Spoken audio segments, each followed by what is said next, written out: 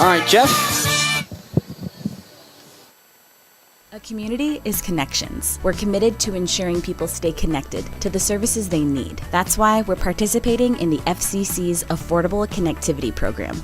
Go to allofiber.com/ACP to learn more.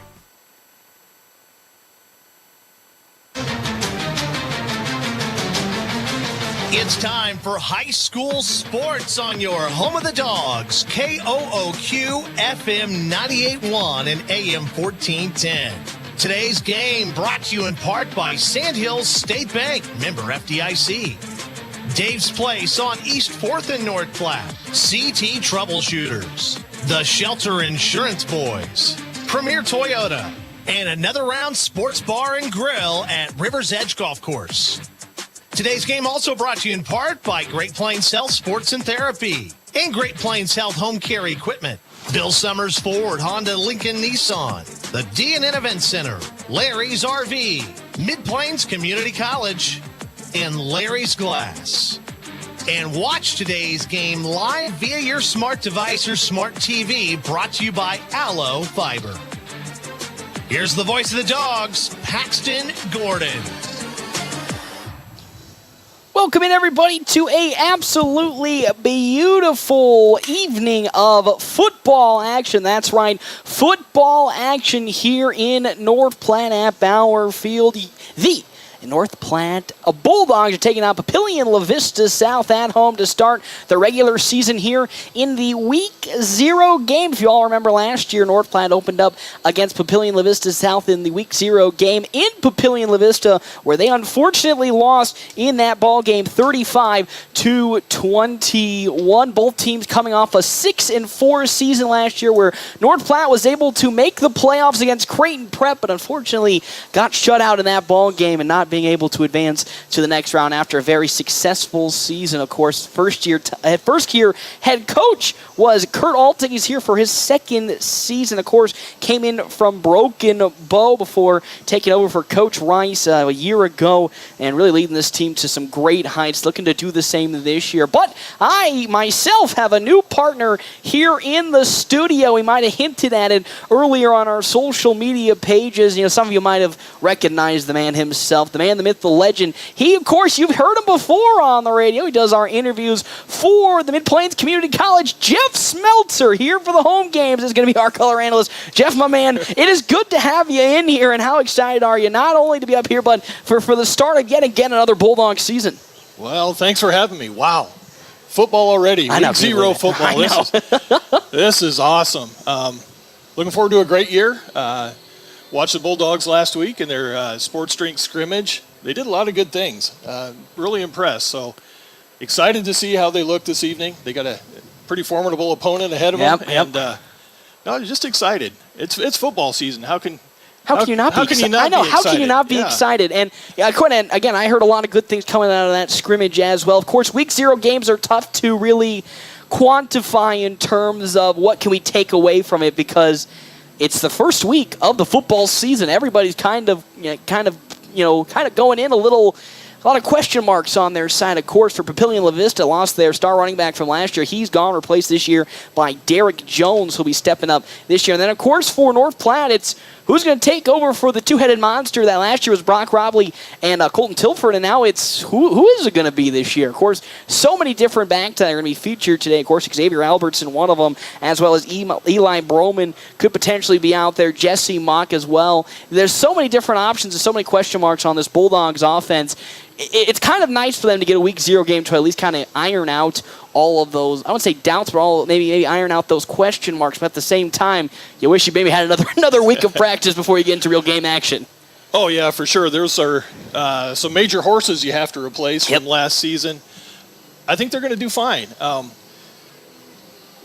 Not short on talent, a little short on experience, but I think the ability is there, and I think there's plenty of speed. I think they've got some good speed in the backfield, and I think they're going to be okay. That's what I love to hear. Of course, don't want to forget Brecken Torr is also going to be part of that group that's going to rotate in for the Colton Tilford role. But you bring up a good point. You got to replace some shoes, but we said the same thing last year because Vince Genatone was the running back before Colton Tilford and Brock Robley were, and he was a guy that you really had to fill those shoes for. And Of course, we remember how last year was explosive this offense was. Same thing here, and that kind of is just maybe the hallmark of a good program is even though you got many shoes to fill every single season, North Platte always finds a way to fill those shoes no matter what. Next man up. That's what you love to hear. That's what you love to hear. Quick Stop pregame show. 27 locations open 24 hours a day. Quick Stop always open right around the corner. Of course, you can watch our live stream provided by Allo Communications live on NorthPlattePost.com, or you can listen on the terrestrial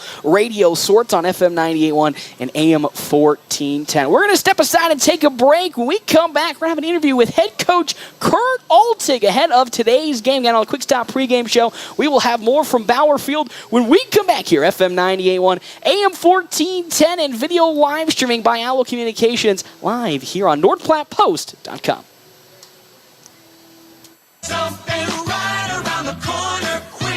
Save money at the pump at Quick Stop with the DinoPay app. DinoPay offers contactless payment using your preferred debit or credit card. The savings add up with 12 cents per gallon and even more on Tuesdays and Thursdays with rollbacks for savings of 15 cents per gallon. Huge savings with Sinclair DinoPay saving you at the pump. Don't forget Frazzle Gourmet Slushes and For Real Shakes and Smoothies. Gourmet coffee at everyday low prices on your favorite beers. Quick Stop.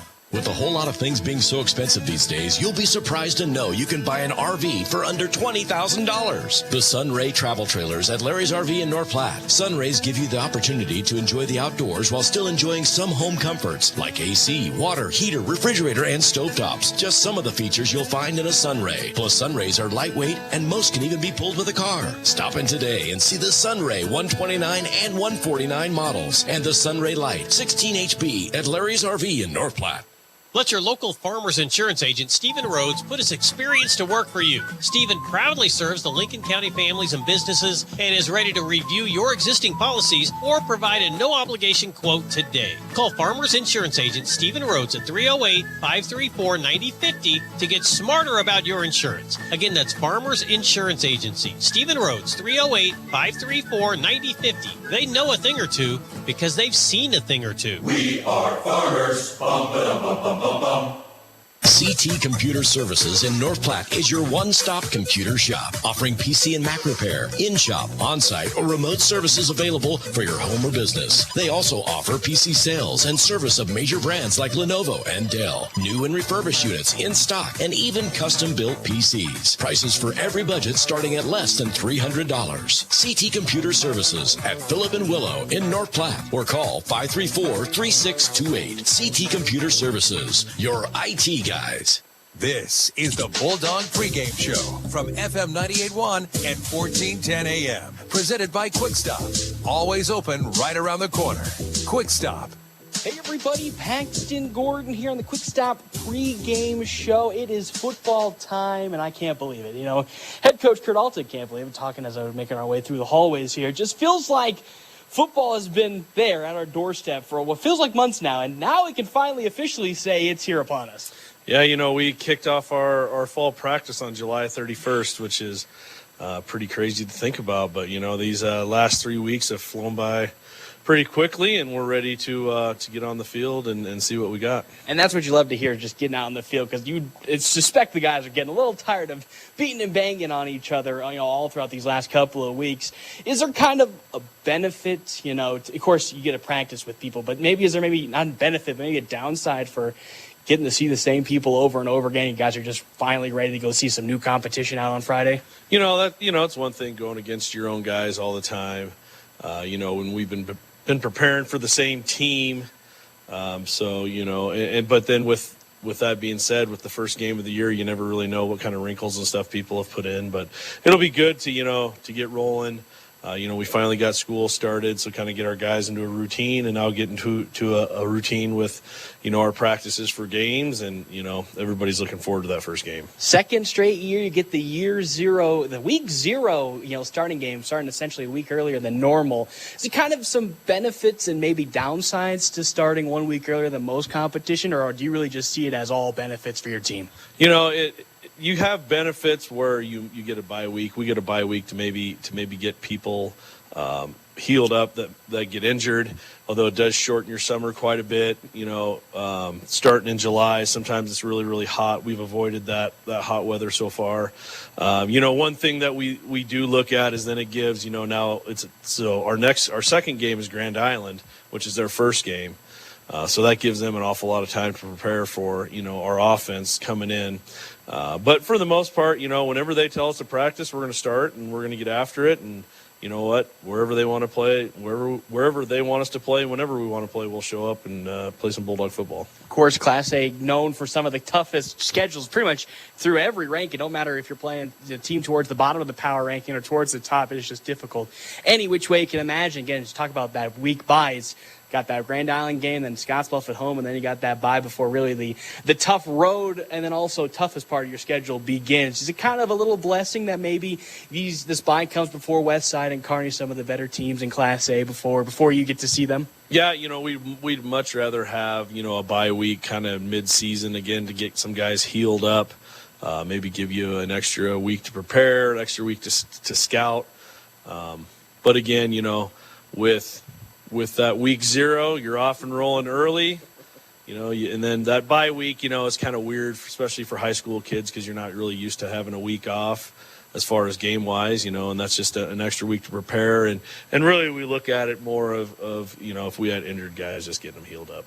Of course, 6-4 last year for falling in the playoff game to Creighton Prep at home, of course, being highlighted by the Omaha Westside upset. Start of the season was a little slow, as you said. Of course, all the big kerfluffles you guys had was coming out at halftime relatively slow. That Papillion La-Vista game being the big example of that. And then as the season just continued to grow on, got better and better, do you think maybe I wouldn't say it's tough to say you peaked a little too soon, but towards the end of the year, it just got tougher and tougher? Is that just more of the way that football goes here in Nebraska? Towards the end of the year, it just gets tougher and tougher to score and put some momentum forward? Or do you think maybe teams started to figure out a little bit more? It's the early in the season. We were, as a new staff, and there were some things we could have done differently to come out maybe a little stronger in the second half, which we solved. And really the second half of the season, we thought we were kind of clicking on all cylinders. Our big issue was the turnover bug, and we had games in control, and then we would, fumble the ball away, and the next thing you know, we were down and we had to come back. And, we're just proud of our kids for being able to, come back, in the fourth quarter and score and pull out games, in the past. That's something that's hard, and in the past North Platte hasn't necessarily been able to do. But we got kids. They know that we get the ball in the fourth quarter, no matter what offense we run. We're gonna bring it at you, and we're going to win games. That's what you love to hear. And of course, first full season finally underneath the belt here as the head coach. Got the systems in place. Are we expecting maybe some alterations to how the offense is going to be run? We all know it's going to be Bulldog football, but there's maybe going to be a couple wrinkles that's been thrown into this season that you might have not have seen last year. We just come out and. We might have a few wrinkles here or there. For the most part, we're straight up flex bone. We're going to smash you in the mouth. And when you're going to try and take something away from us, that's fine. We'll just go a little bit another direction still, within our offense. And we know it's difficult to prepare for because people don't see it very often. And except for this first, couple games where people have had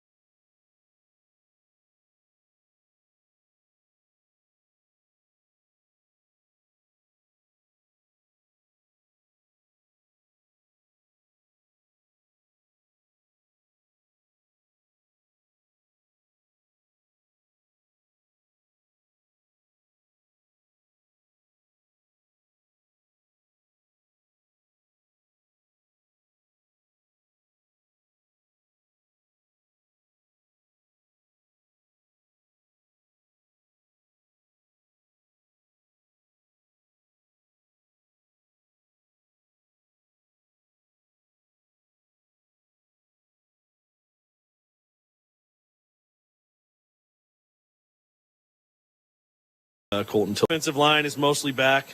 Those big nasties up front, and they're ready to get after it. You kind of talked earlier about beating on each other. We've been beating on each other a lot. We're looking forward to going out and beating on some people from other schools. I should love to hear, and that's kind of been the big. I want to say the unsung heroes of last year really was the offense and defensive line. Really this offense and defense is so important. Like, it's basically all in their backbone to hold the line, no joke, up front, and then push the line on the other side. And really last year they really came on midway through that season when really things started to turn around. This year, you said most of them are all coming back. How big is that for this team? It's huge. The offense and defensive lines are the guys that, they set the tone for the game, and really, whether you win or lose is usually determined by that group of guys. However, they never get any credit for it, which is okay for them. They're going to do all the dirty work. And having a lot of those guys back is awesome. Early in the year, you're starting a bunch of sophomores on offense and defense, especially on the first Friday night. You have that pucker factor in there, and it's just not they're not necessarily ready for the speed. But having those guys back, man, a year under your belt is fantastic. And now they're going to be going against guys who were in their position last year, guys that haven't necessarily played a bunch on Friday nights. And we got guys that have some really good tools, and when they're ready to play, they can really get after it. As every coach says, if you don't hear from them from the officials, they're doing a great job. Hey, we'll step aside and take a break. When we come back, we're going to have some breakdowns of the first opponent for the Bulldogs at home, Papillion, La-Vista South, when we come back here on our Quick Stop pregame show. Planning a special event, whether it be a wedding, concert, sporting event, convention, or anything else, the DNN Event Center can handle it all. The DNN Event Center is the biggest event center in North Platte. This building is perfectly suited for anything from small gatherings to major events. Rent just one small room or book the entire facility. The choices are endless at the DNN Event Center, your home for exciting events, special moments, and precious memories. Call today to make your reservation at 534-0255.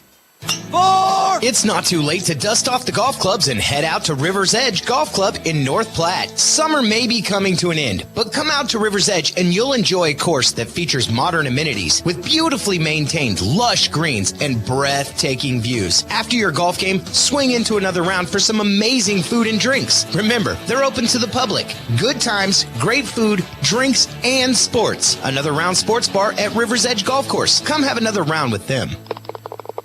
This is the Bulldog pregame show from FM 98.1 and 1410 AM. Presented by Quick Stop. Always open right around the corner. Quick Stop. Welcome back, everybody, here to the Quick Stop pregame show. Once again, joined by head coach Kurt Altig. Papillion La-Vista South is back on the docket here, this time at home. Last year you went on the road, and that kind of is a little bit of a good thing. You get a road game out the way, and you really get to experience, for those young guys, the travel distance of going to somewhere like Omaha and getting locked in. But this time, you get to start at the beautiful Bauer Field and get to relax. I don't say relax, but you get the home crowd behind you, which is always packed, on a Friday night. How big is it to maybe start the very first game of the year at home compared to on the road? We look at it as a huge advantage when teams have to travel here to North Platte. We're used to it. We understand the grind it is to be on the road and all the little things you have to do to make a road trip successful. And, teams, especially teams out of Omaha, they might not have left the metro area for an entire year.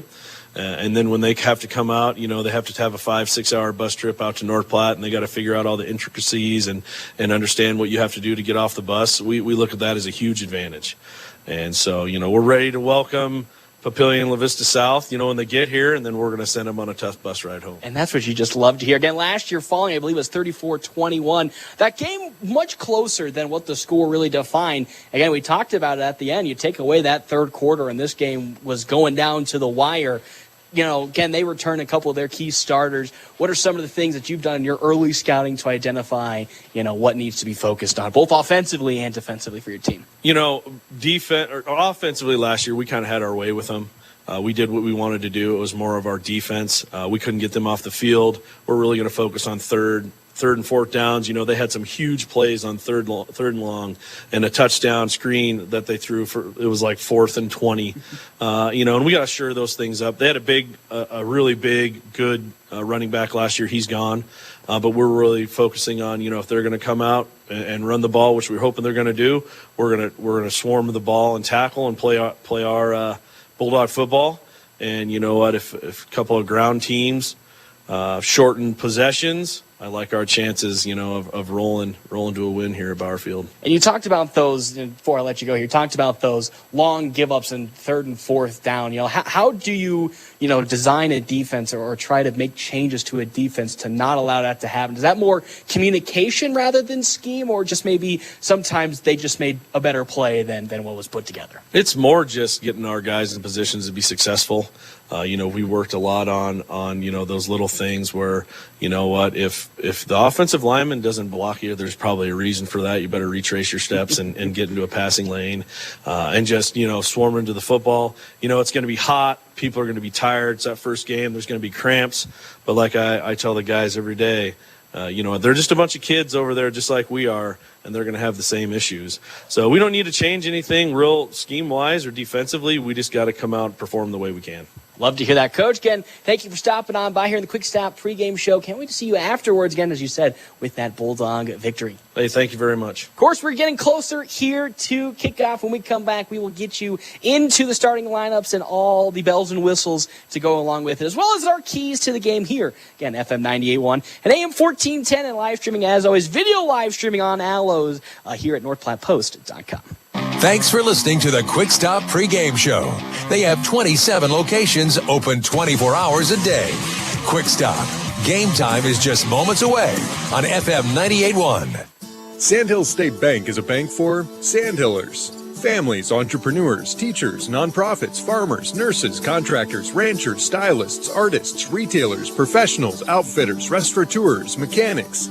It takes all of us to make the Sandhills prosper, and Sandhills State Bank is here to help.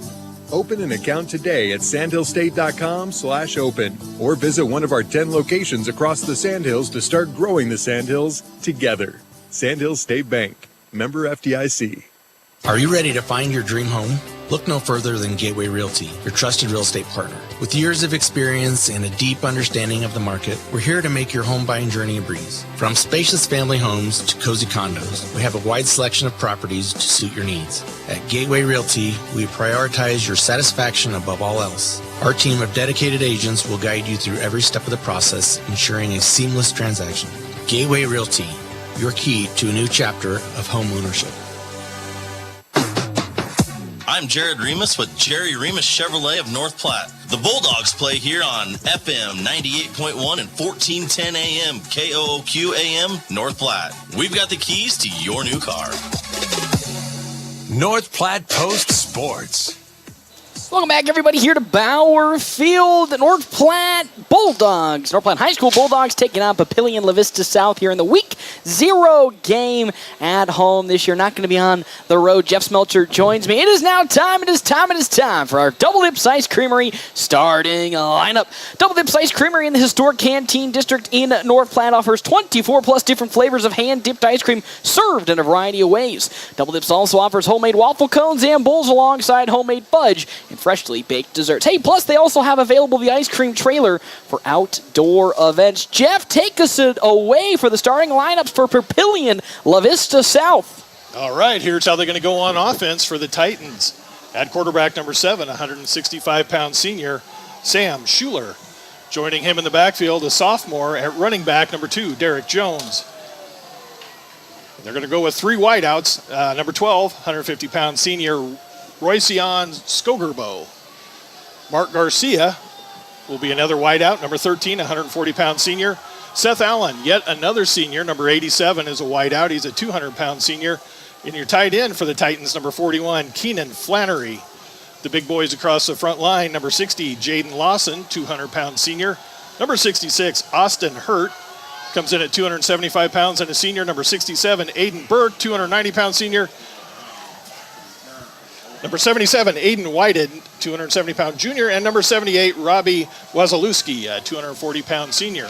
Now for the side of your North Platte High School Bulldogs, again, Caden Johnson on over at quarterback. Behind him, Jesse Mock alongside Xavier Albertson, both seniors. Eli Kemke at the wide receiver position with Max Negley as well as Landon O'Brien. You might also see Eli Broman out there. On the big front line, most of them returning this year, Logan Chitty, Alex Gove, Seth Penn, the new starter this year, as well as Logan Bassard, and then Drake Nick Ferris, who will be under center today here for the side of North Platte High School. It is time for some football action. Up to kick here for the side of the Titans of Papillion, La-Vista South. Christian Campbell, the senior, will be starting off here today, kicking the ball, and that means we are going to get underway for some football action here in North Platte. Excited to get this season underway. Campbell gets set up, the football right at the 40-yard line. Again, back to receive. It looks like it's going to be Landon O'Brien, I believe, as well as Brecken Torres. The kick goes to Campbell's way, and it's going to fly out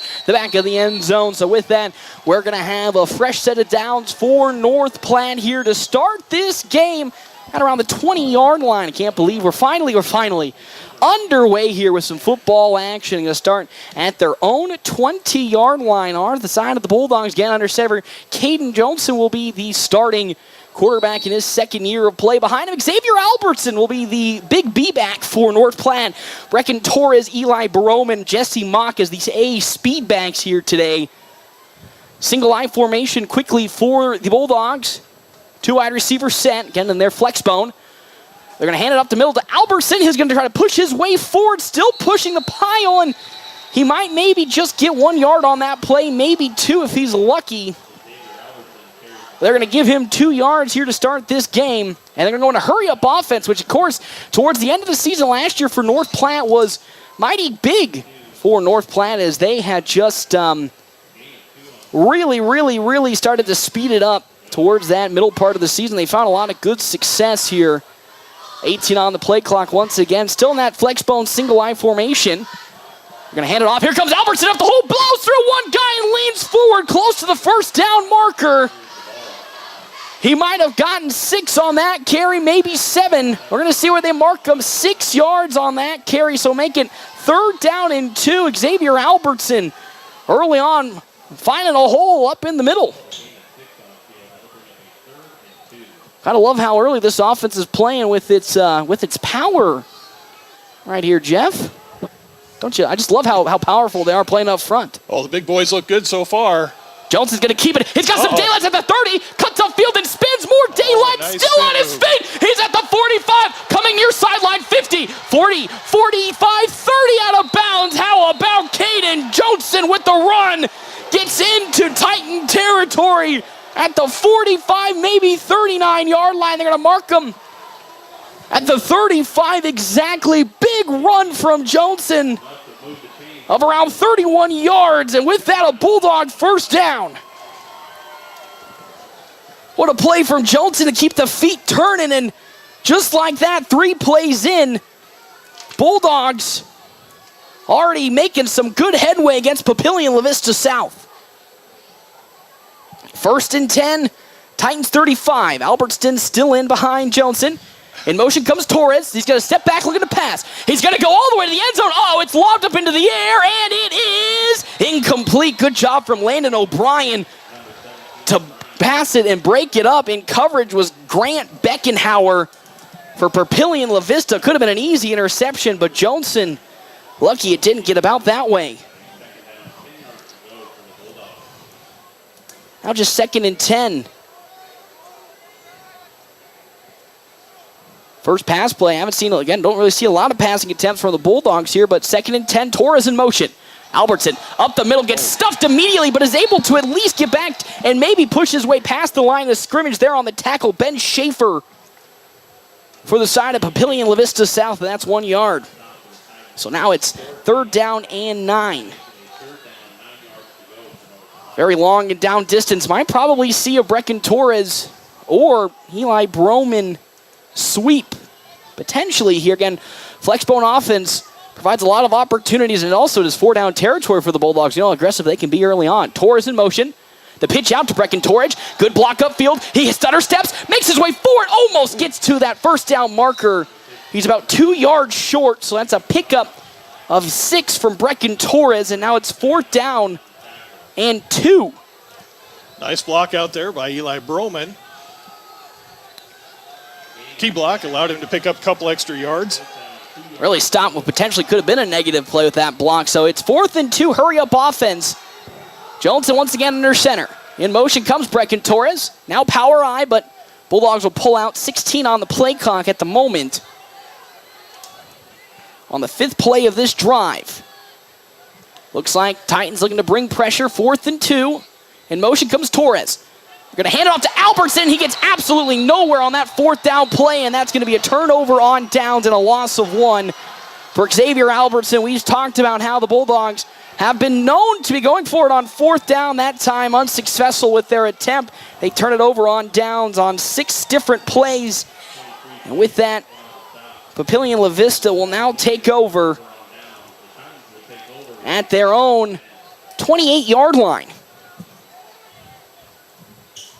So 1st and 10, it's going to be in the shotgun. Sam Schuler with Derek Jones to his left. 4 wide receiver set, 3 to the far side. Seth Jones here on the near side in motion. With it comes Ty Jelinek. Schuler gets the snap. Going to fake it and step back. Looking to pass. Going down the far sideline to an open man. He's got some daylight. That's going to be picked up. Skogerbo, and he is going to go the distance. 1 play, 1 touchdown is how it's going to end here for the side of Papillion La-Vista South after that turnover. My good heavens, what a play on the side of Sam Schuler and Skogerbo. He got past the defenders and made his way in for a Papillion La-Vista South touchdown. Boy, Skogerbo has some speed. He really does, and that's probably the big thing. He just blew right past his defender.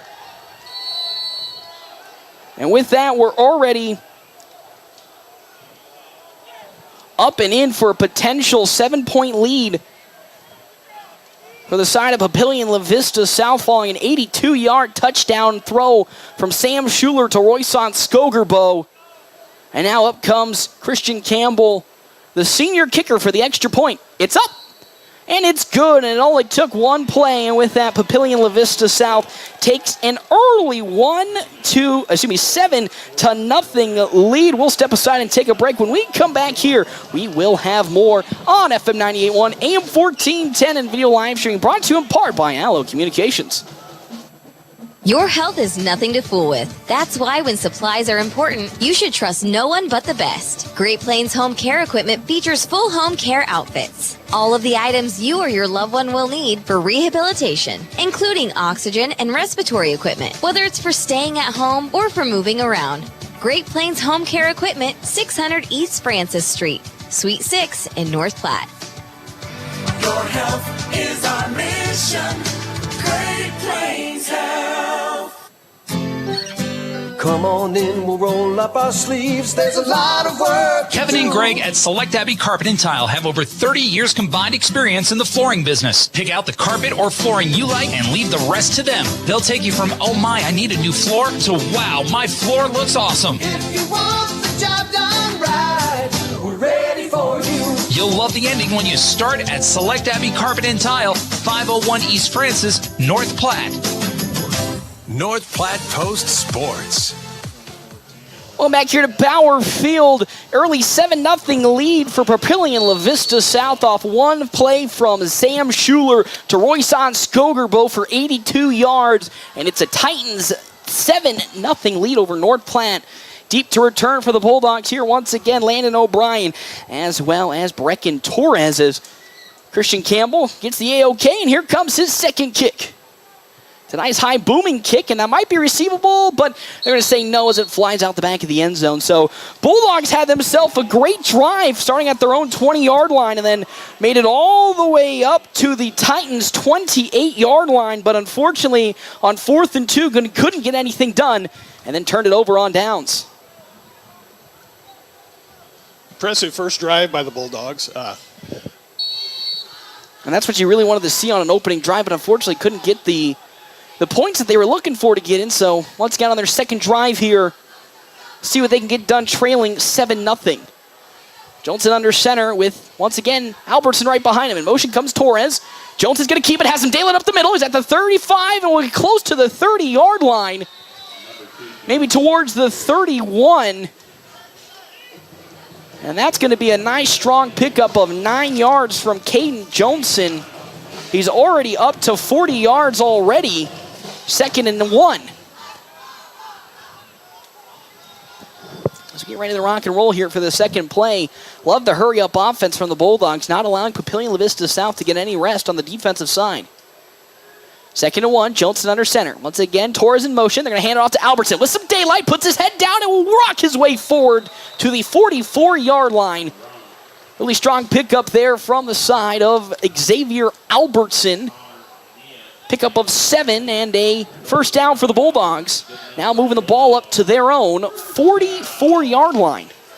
Good hard running that time by Albertson, brought down by Jelinek and Neva for the Titans. Correction, that's actually going to be to the 36-yard line here on the near side hash. Still a strong pickup for Albertson. First down and 10, fresh set of downs for the Bulldogs. In motion comes Torres. Albertson up the middle once again, breaking through almost one tackle and spun down from behind to now the 41-yard line. Another strong pickup for Xavier Albertson of 6 yards. He's really getting a nice average here, 6, 7, 6, and then a -1.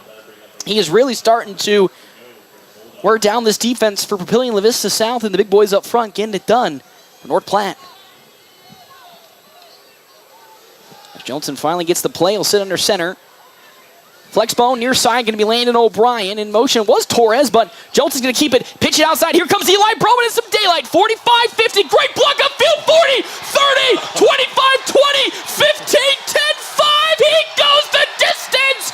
Touchdown, Bulldogs.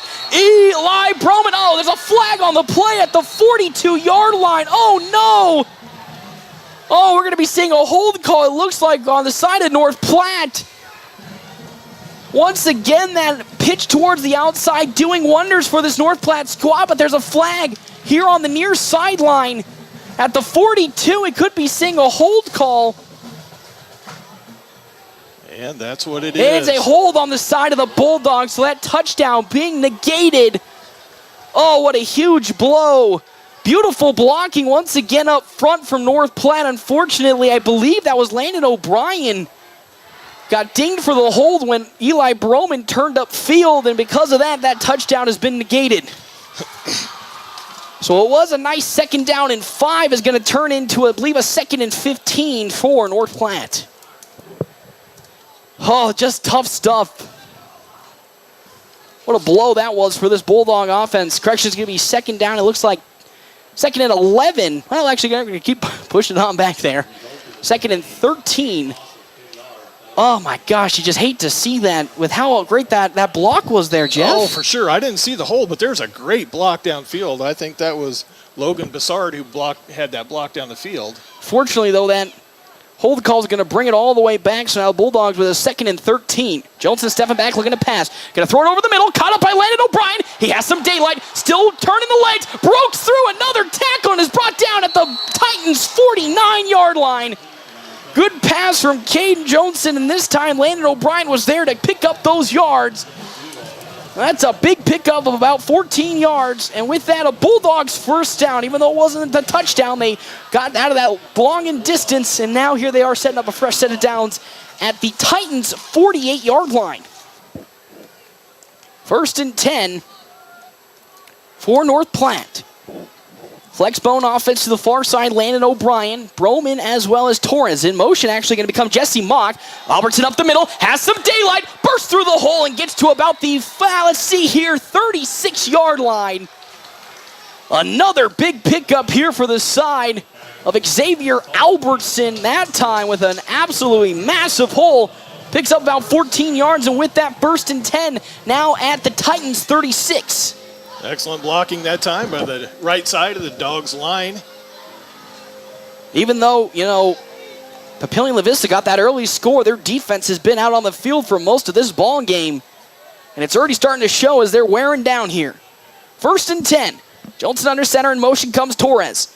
Johnson going to keep it, has some daylight on the left side. He's going to bounce it outside. 20, 15 has one guy to beat. Speeds into the end zone for a touchdown. 2nd time is the charm for the Bulldogs. And with that, that is a 36-yard touchdown run from Caden Johnson off the left side of the line. And just like that, bada bing, bada boom, a 5-play drive. And North Platte ends it in a touchdown. It's now 7-7 here in this first quarter. Great 36-yard TD run from Caden Joneson. And with that, here comes Luke Borges to kick the extra point for the Bulldogs to tie it up. It's up. And it is through. And with that, we are tied 7-7. And with 5:58 left to go here, we have a 7-7 ball game. When we come back here, it'll be time for Papillion La-Vista South's second offensive possession. Of course, here at FM 98.1, AM 1410, and live streaming on here at NorthPlattePost.com. Allo is turning 20 this year, and we plan to celebrate all year long. Since 2003, Allo has vowed to put customers first and deliver a drastically different experience. No matter where you live, work, or play, we believe you deserve an affordable, secure, and reliable connection. We're proud to have served our businesses and residents with seriously fast fiber optic service for 2 decades. Thank you for trusting Allo as your local internet, phone, and TV provider. Follow us on social media to know about the 20th anniversary celebrations in all our Allo communities. Experiencing a debilitating injury was really frustrating. I was worried about regaining my mobility and strength after my surgery. The amazing rehab team at Gothenburg Health understood my unique needs and partnered with me throughout my recovery. Gothenburg Health provides exceptional services, striving for excellence in therapeutic care to get you back to living the life you want to live. Visit our website at gothenburghealth.org to learn more about our physical, speech, and occupational therapy. North Platte Post Sports. Welcome back, everybody, here to Bauer Field. We're all tied up 7-7 with 5:58 left to go here in the first quarter. Our coverage brought to you in part by Another Round / Rivers Edge Golf Course. After your golf game, swing into another round for some amazing food and drinks, as well as Dave's Place Pizza, Wings, and more. You can find out that on 1510 East 4th Street. Our timeouts, of course, brought to you in part by Kevin McGann and the Fortify Group. Jeff, that early touchdown run, which was negated by that hold, I still think, even though it would have been nice, the Bulldogs still offensively showed that it was not much of a problem carving up this defense of Papillion La-Vista South, and it looked like, man, they were just gutting them left, right, and center. Oh, they're moving the ball at will. Hey, shout out to Ian Cotty. He sprung that run on that touchdown run by Jonason. Great block on the left sideline. And that's what you love to see. And it seems like that's really just like last year, that up front, as well as the wide receivers, do an amazing job blocking for this Bulldog running attack. Yeah, the backs and receivers are doing a great job of blocking tonight. And that's really what's kind of been the thing that happened last year. Most of the time, we talked about the offensive line, but really it was the wide receivers as well that were putting up some huge, huge blocks, and it showed right there on some of those big runs. Of course, 5-play, 80-yard drive ending in a 36-yard touchdown run from Caden Jonason, and with that out the back of the end zone goes that kick from Luke Borges. And now it's time for Papillion La-Vista South's second offensive effort. If you remember, just maybe a couple minutes ago, it only took one play, an 82-yard touchdown pass from Sam Schuler to Royson Skogerbo, and man, oh man, he blew right past his defender in for an easy touchdown. Oh, he did. He's got wheels. I don't think it's going to come that easy this time. I think the defense has their chin straps strapped up tight, and they're ready to go.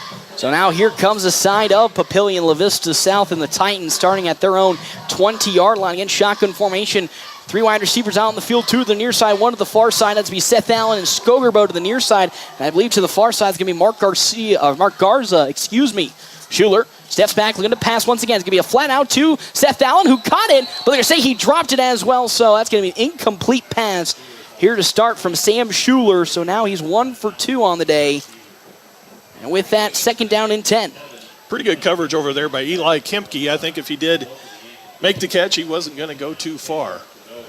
Bulldogs like to run a lot of man coverage, but I think with the way that Skogerbo got past them, might see more zone. Schuler steps in and hands it off to Derek Jones up the middle. Instantly brought down, I believe, bursting through that hole is going to be Lathan Huntsman. Man, he exploded through the middle and got the tackle. So with that, only a pickup of about 3 yards on the side of Derek Jones for his first carry. It's now 3rd down and 7.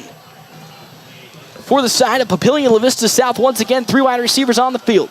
Schuler steps back. He's looking to throw. Looking, good pressure from the Bulldogs. He has to roll to the white side. He gets a brought down from the side of North Platte. The big man gets into the backfield. Carter Dishman. And just like that, with the sack and a loss of about a bajillion yards, it's 4th down and a massive long for the side of Papillion, La-Vista South. Nice job, big fella. Ken, you talked about how that time they did not allow anything over the top, and because of that, it resulted in a sack. And now coming out to punt looks to be Zach Stevenson for the side of Papillion, La-Vista South, and the Bulldogs might get this in perfect field position. A massive loss of looks like 10 yards. Ooh, low kick. Pretty wobbler that's going to bounce. Another bounce and bounce out and around the Bulldogs' 42-yard line. That is where they are going to sit.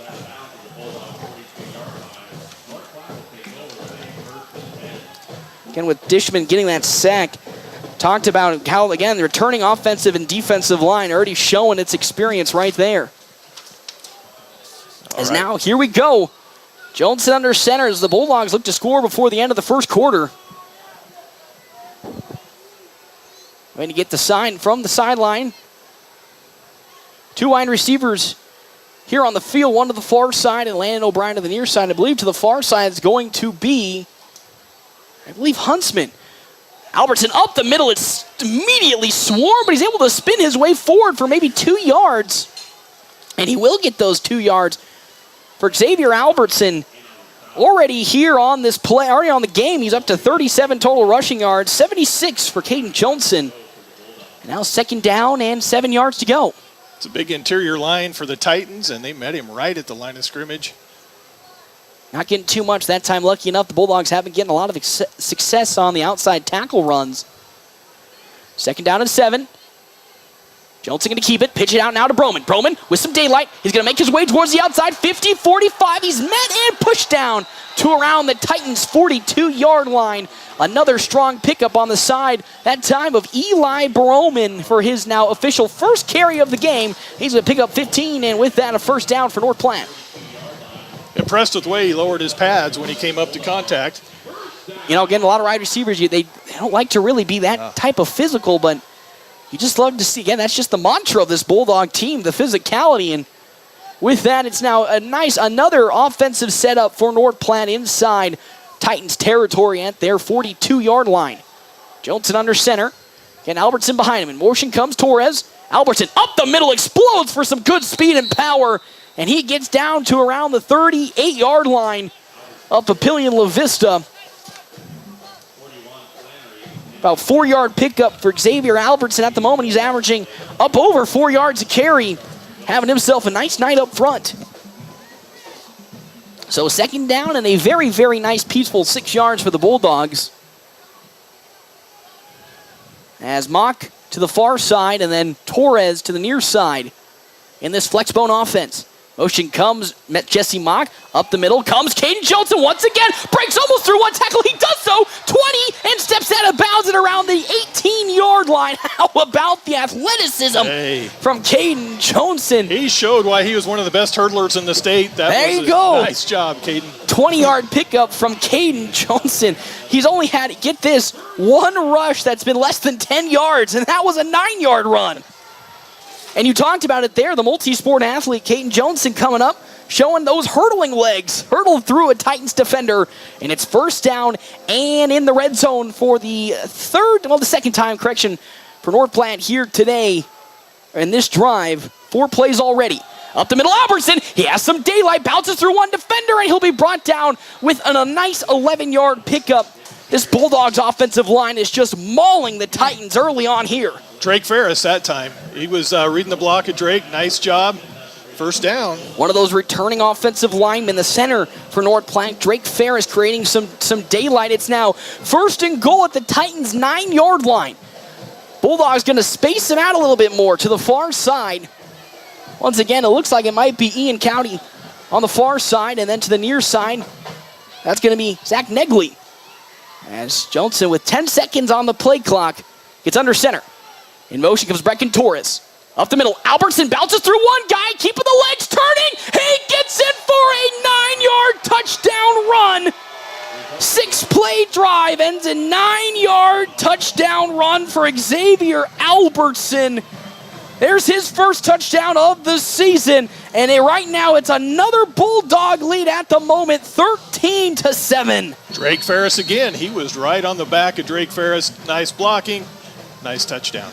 Drake Ferris is supposed to have himself a large day with Tate Marco, 325 senior, so far is handling his business with the field goal up and good. It is a 14-7 lead for Papillion, La-Vista South.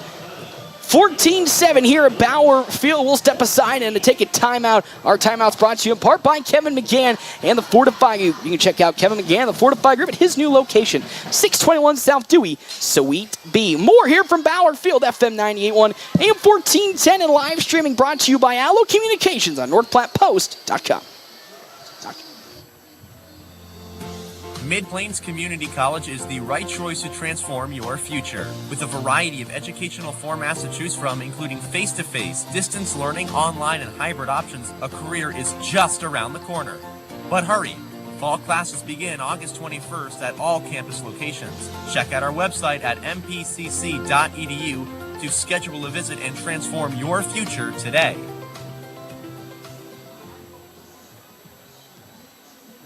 Family first.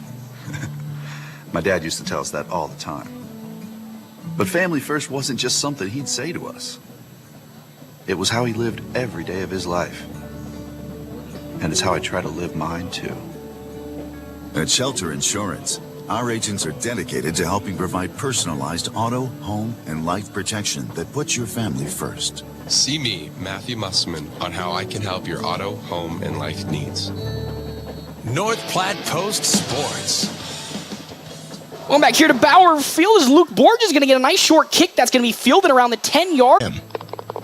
Are you in the market for a new or pre-owned car, truck, or SUV? Look no further than Bill Summers Ford, Honda, Nissan, Lincoln for your next vehicle. Look online 24/7 at BillSummers.com. Bill Summers is Western Nebraska's leasing headquarters, and they have aggressive financing to get you into the vehicle you've been dreaming of. Check out all the inventory at BillSummers.com anytime. Bill Summers Ford, Honda, Nissan, Lincoln, where families are our business. Highway 83 and Walker Road in North Platte, and online 24/7 at BillSummers.com.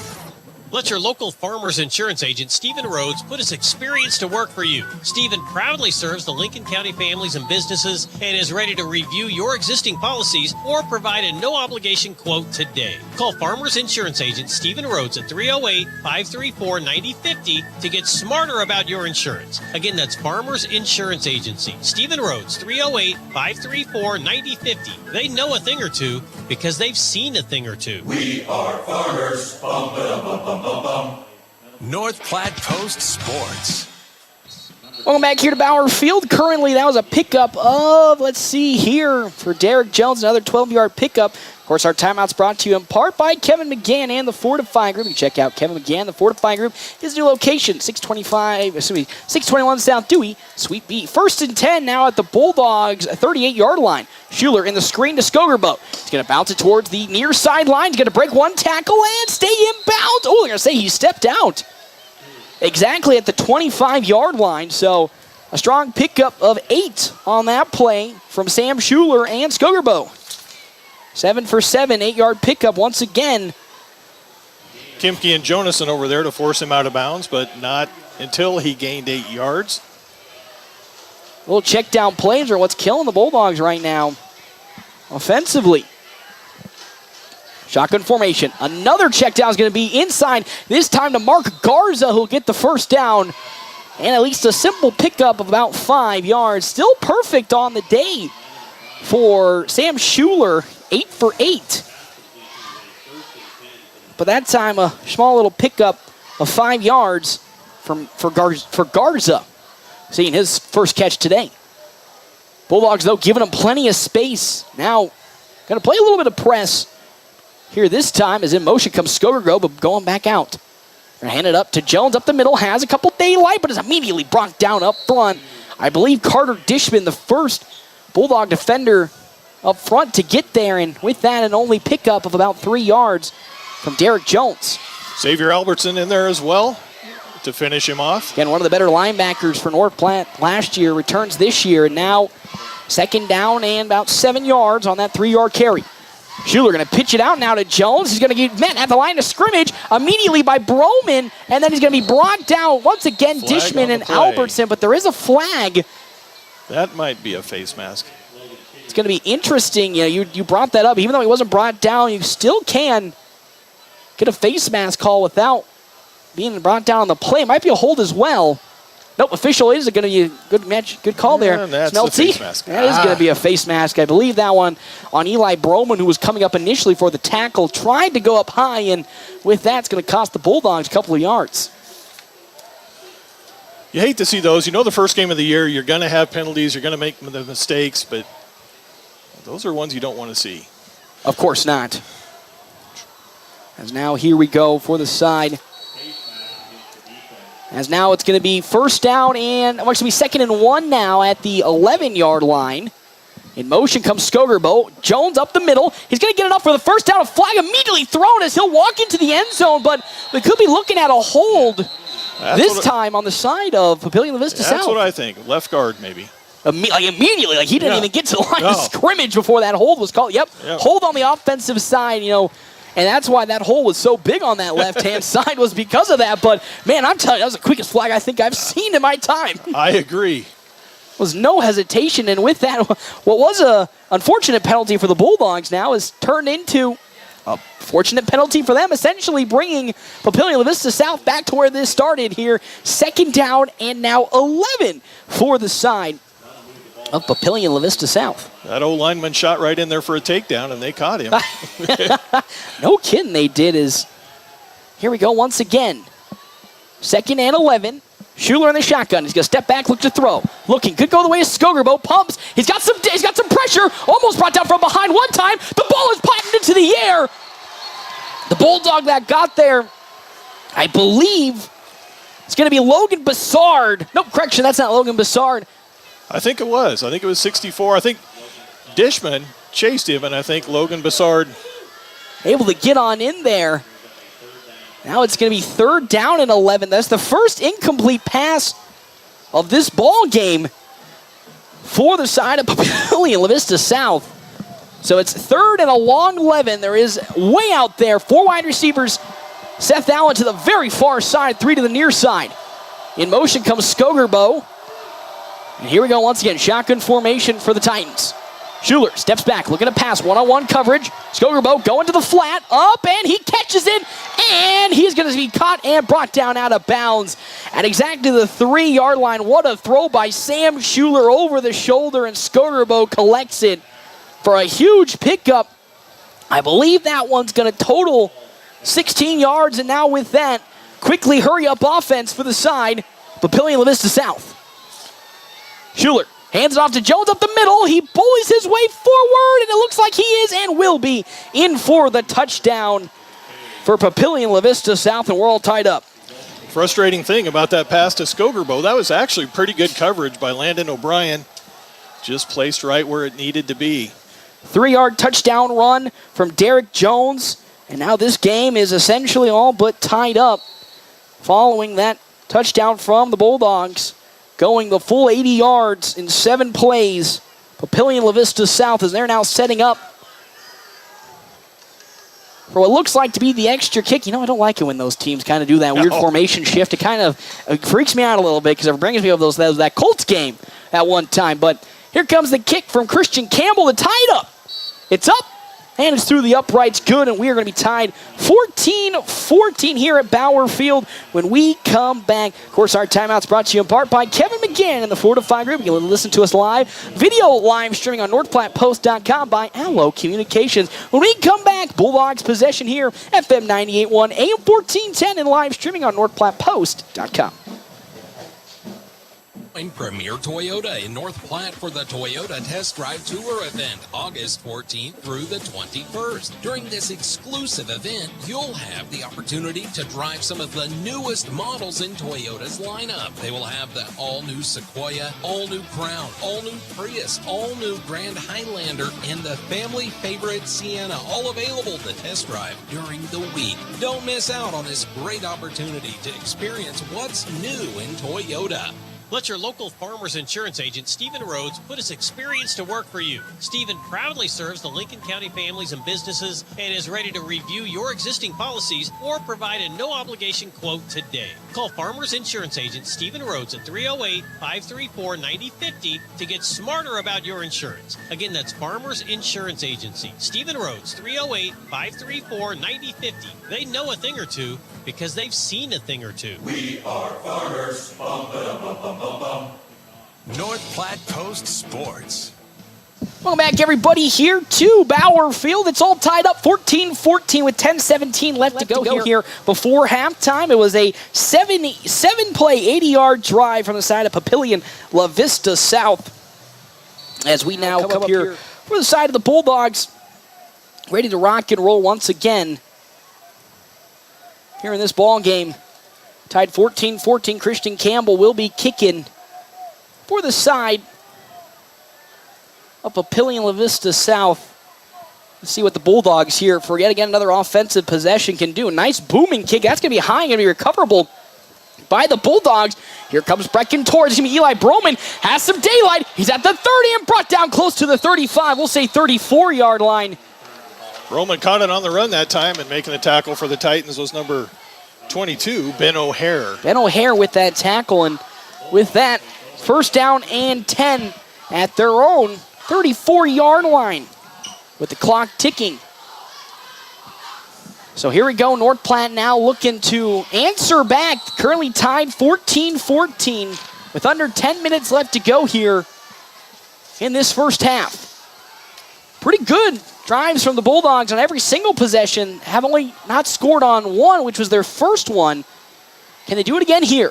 In motion comes Brecken Torres, the handoff to Albertson. He cuts upfield, trying to get past one defender, still moving the legs, and is brought down at about the 40-yard line as Xavier Albertson. Strong pickup from the big fella for, I'd say, about 7 to make it 2nd and 3. And once again, Albertson really taking over that position for Brock Robley and doing a good job early on here in this first game. Kept his legs a-churning. That was about 4 yards after contact. He just moved the pile. And that was really what made Brock Robley such a difference maker for the Bulldogs when they ran up the front. It wasn't that he was able to find the holes. He just kept those legs turning for extra yards. Yeah, very rarely did you see Robley get tackled for a loss. Even if he got hit immediately, it was always a short gain. Same thing with Albertson. He only has one run of less than 1 yard. In motion comes Jesse Mock. Again, Albertson up the middle. Actually, correction, that's a new running back that's going to be in for the Bulldogs. Alonzo Torres, the junior, getting his first run of this ball game for North Platte. And Alonzo Torres will pick up the first down, tripped up after a gain of about 5 yards. Love to see that for North Platte. Yeah, with this heat, they're going to usher in some fresh bodies. Again, don't want to cramp up. That's the main problem with this type of heat is here we go once again, and still in the backfield is Torres. He's going to have the ball running. He's trying to break through one tackle, gets to around the 50, maybe 49 of the Titans, close to a first down. Alonzo Torres gets subbed in for Xavier Albertson.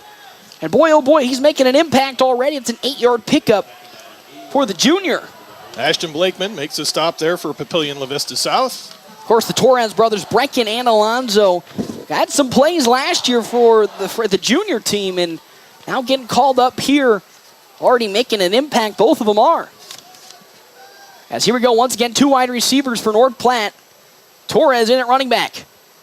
The handoff up front is going to be Johnson, going to keep it and try to get to the first down. He's going to be mighty close. That's going to be close. Far line judge says, oh, no, that inside line judge. It looked like the far side line judge had him marked a first down, but they're going to the inside line judge says that Johnson got about 1. It's 3rd down and 1 as Albertson checks back into this ballgame. The old left foot, right foot spot. Yeah, well, now here's the thing. This is what North Platte's known for. Even though this is an obvious run-up-the-middle type situation, that's where they really, really got a lot of the defenses with these sweeps from their A-back in this flex bone offense with Colton Tilford. Wouldn't be surprised if we see one here from Broman or Brecken Torres.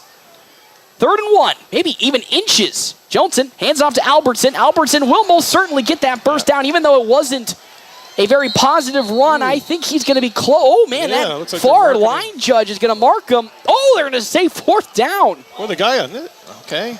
That far judge is going to say 4th in inches as maybe even a no gain from Albertson. Wow, yeah, no gain. Oh, the one on our side had a first down, but the... Well, here we go. Another 4th down attempt for the Bulldogs here. Maybe the play might have been better if it was Johnson that held on to it, but I thought Albertson had enough distance. But it's 4th down and a very, very short one as he's going to take that quarterback sneak up the middle, and he'll be successful, maybe getting even 2 yards with that run as Caden Johnson, as Joni will get the first down, and he'll collect that off the 2-yard run. And with that, first down for this North Platte offense. Finally, they're able to move those chains, and here we go once again for North Platte. Already on their 5th play of this drive. 1st and 10 inside Titans territory at the 46. 6:44 left to play in the second quarter. As once again, Johnson's going to flip it out to Torres, just barely got it up. What a stiff arm Torres at the 40 and is brought down. Looking for a face mask was Brecken Torres. He won't get it, but got to the 40. Strong pickup, maybe of 7 from the young Brecken Torres.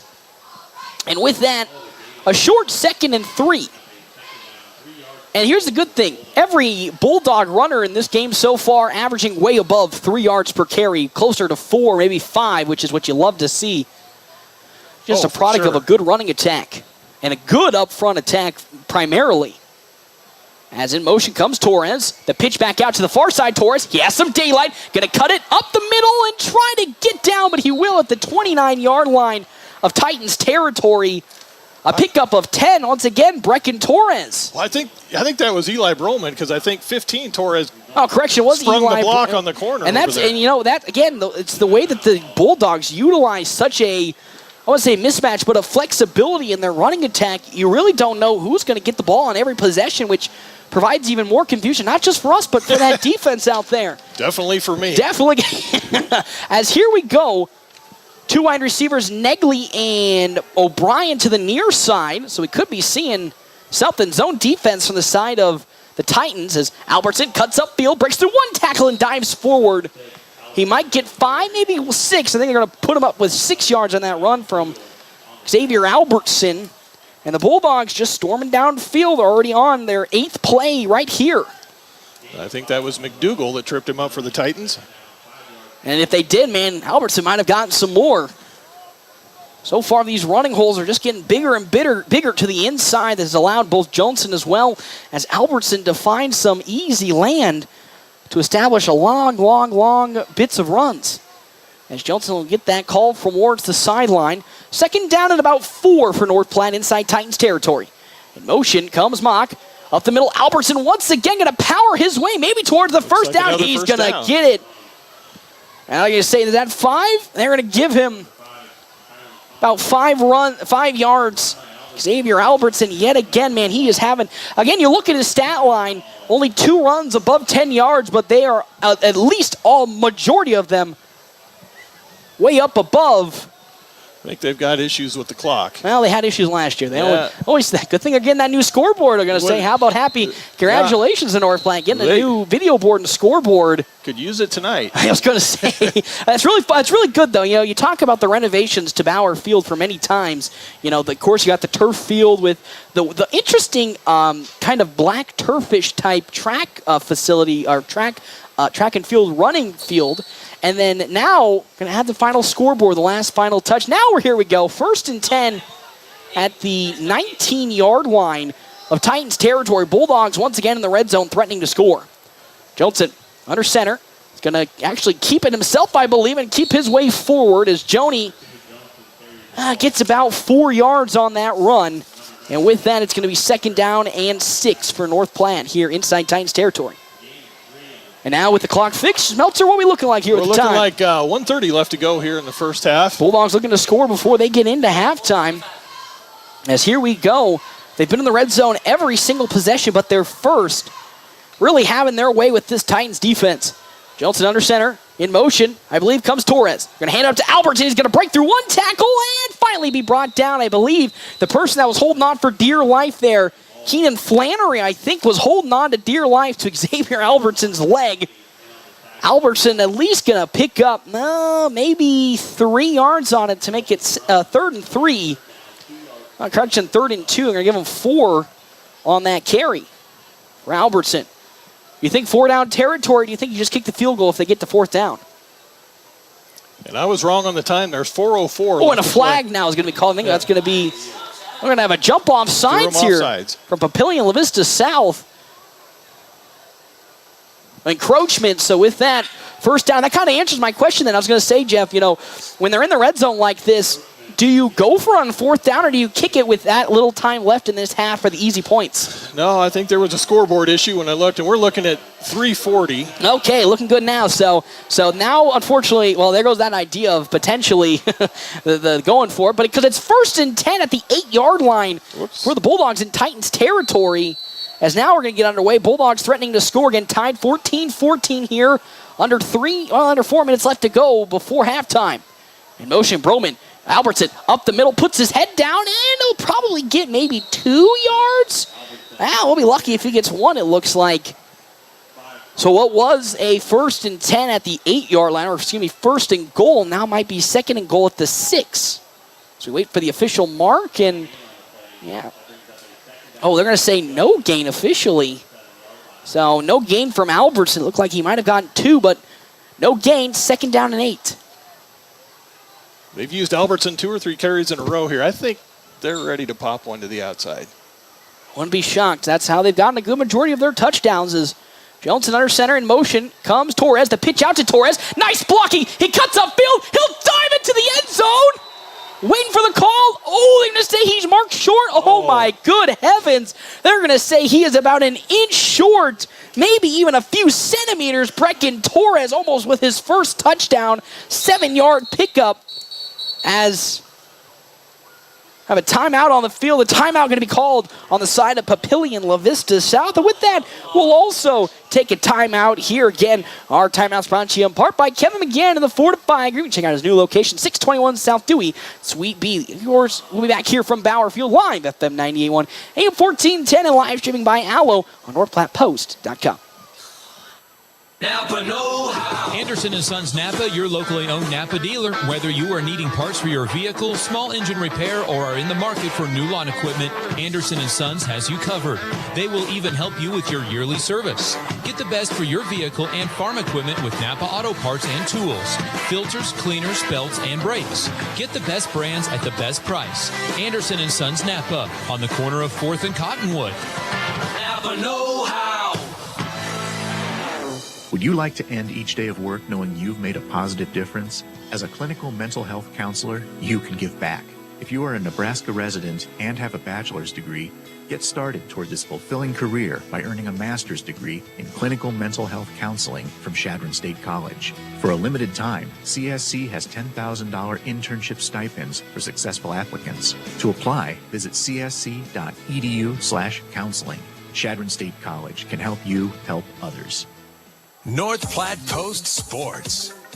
Welcome back here to Bauer Field. It is now a 1st and goal at the 3rd and goal at the 1-yard line. Albertson up the middle. Did he fall forward into the zone? He does. A 1-yard touchdown run from Xavier Albertson, capping off a 10-play drive. And with that, the Bulldogs now retake the lead. Here in this one, it is now 20-14.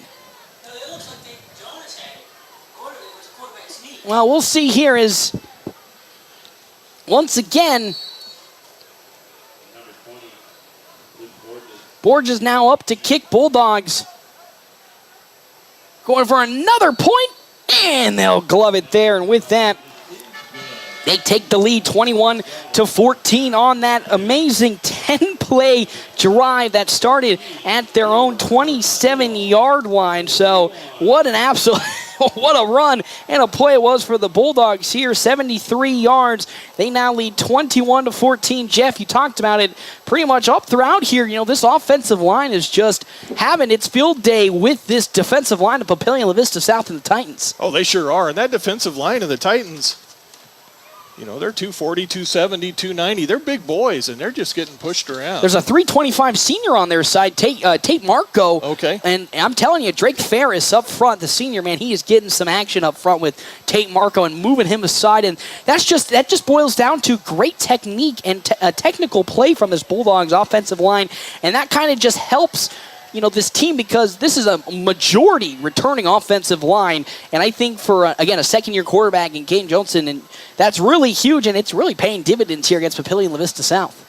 Yeah, and it's not like the Dogs are fooling anybody. I think they've only thrown one pass. Two passes, exactly. So they know the run is coming, and they just can't stop it. No, and they're still making it work. And that's the worst part about if you're a coach on the other side, because you're sitting there going like, it's coming. We inevitably see it coming, but there's nothing you can do about it. It's like they're on ice skates. They're just getting pushed back. Well, it's helping the Bulldogs here. They're out to a 7-point lead, 21-14. How much time we got left before we get into halftime there, Smeltsy? I don't know, because we have another glitch with the scoreboard. Right, scoreboard having itself a beautiful first day here. I thought we were the only ones having a great first time here, but scoreboard having itself one as Luke Borge is now here with the kick. As he's going to let this one fly. It's a nice little squibber that's going to be picked up by Skogerbo at the 5-yard line. Skogerbo going to make it to the 20, going to bounce it to the outside, going to have some daylight, but immediately has stuffed it around the 29-yard line. So that is where the side of Papillion La-Vista South will start potentially its last drive here of this first half at the 29-yard line. Okay, 2:20 left to play in the first half. They're probably just counting down the days until they get that new scoreboard. I'm telling you. That's going to be amazing. It's going to be great, and it's so nice because it feels like they're the last Class A school to get one of these types of video boards, and that just puts the cherry on the top for this renovations to Bauer Field. As now, here we go. Less than around 2:30 left to go in half. 4 wide receivers.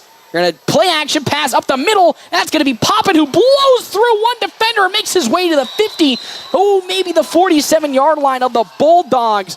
That one's going to be Casey Popish yet again making a good catch and blew right through. I believe that's Landon O'Brien for a big catch and a big run.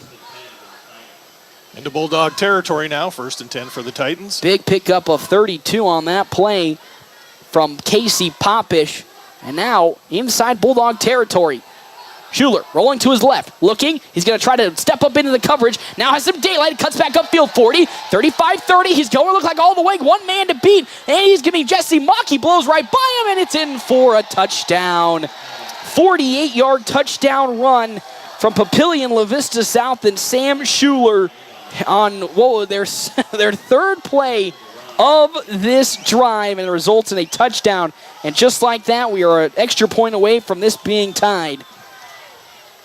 Oh, he hasn't run much today, but he's got some wheels. He's a pretty effective runner, and I noticed that from watching film from last year's game.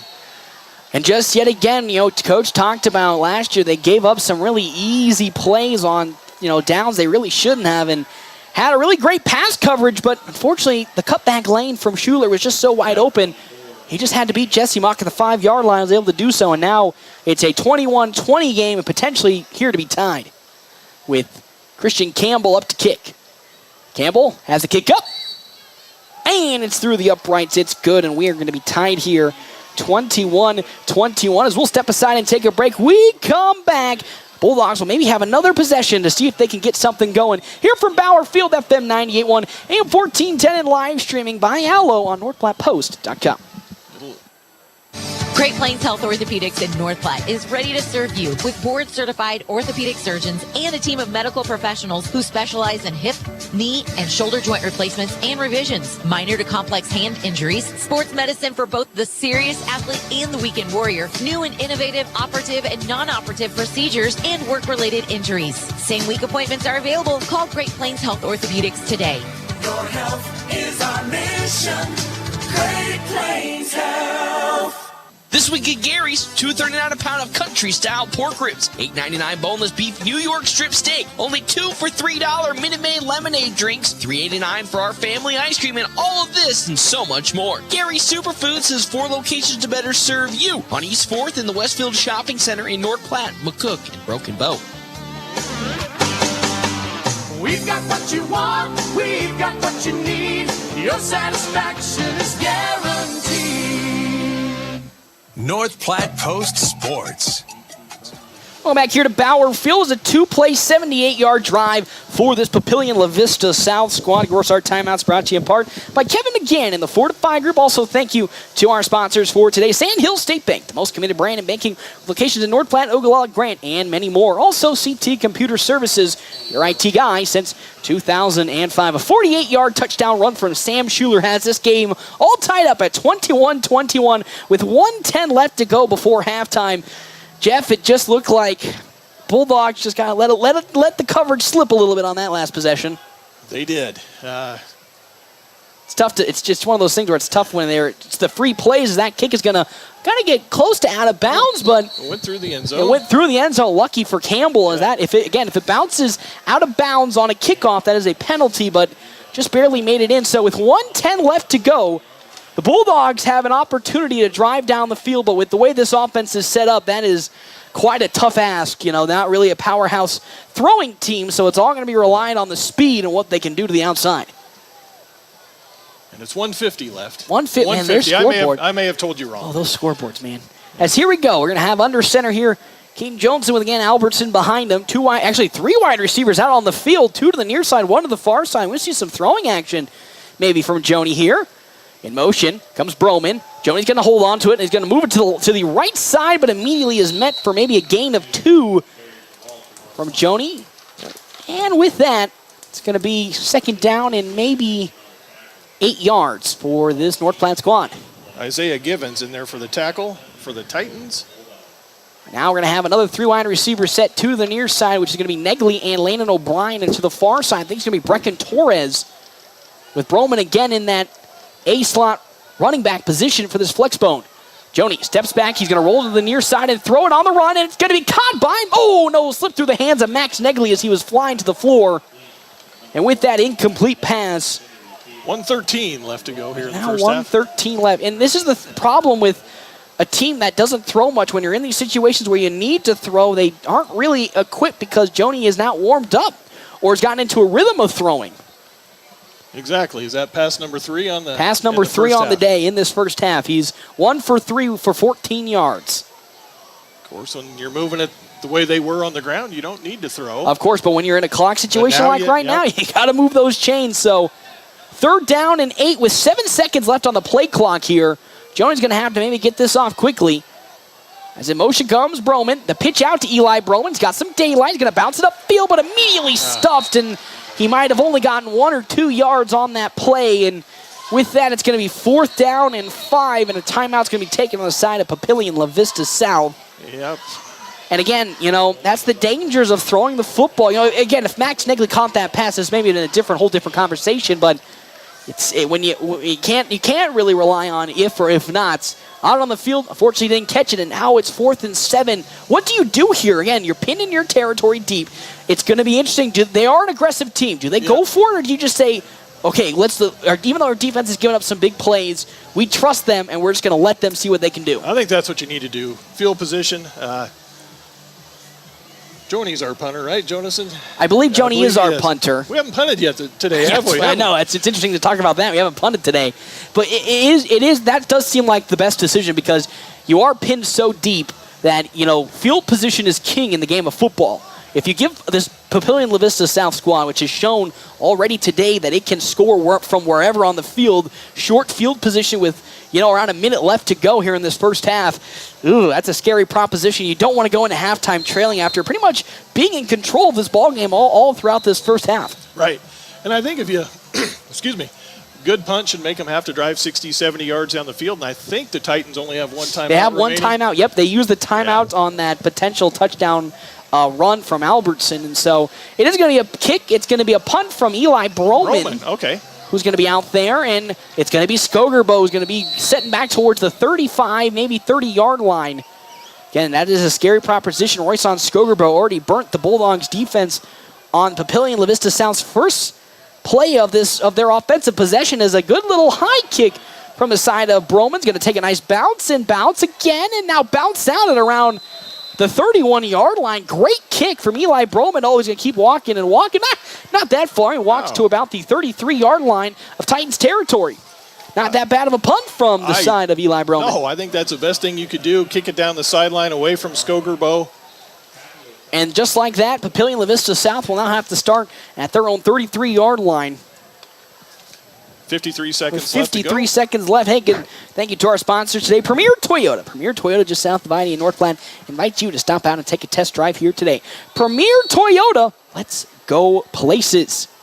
So here we go. It's going to be an empty backfield for Sam Schuler. 5 wide receivers on the football field.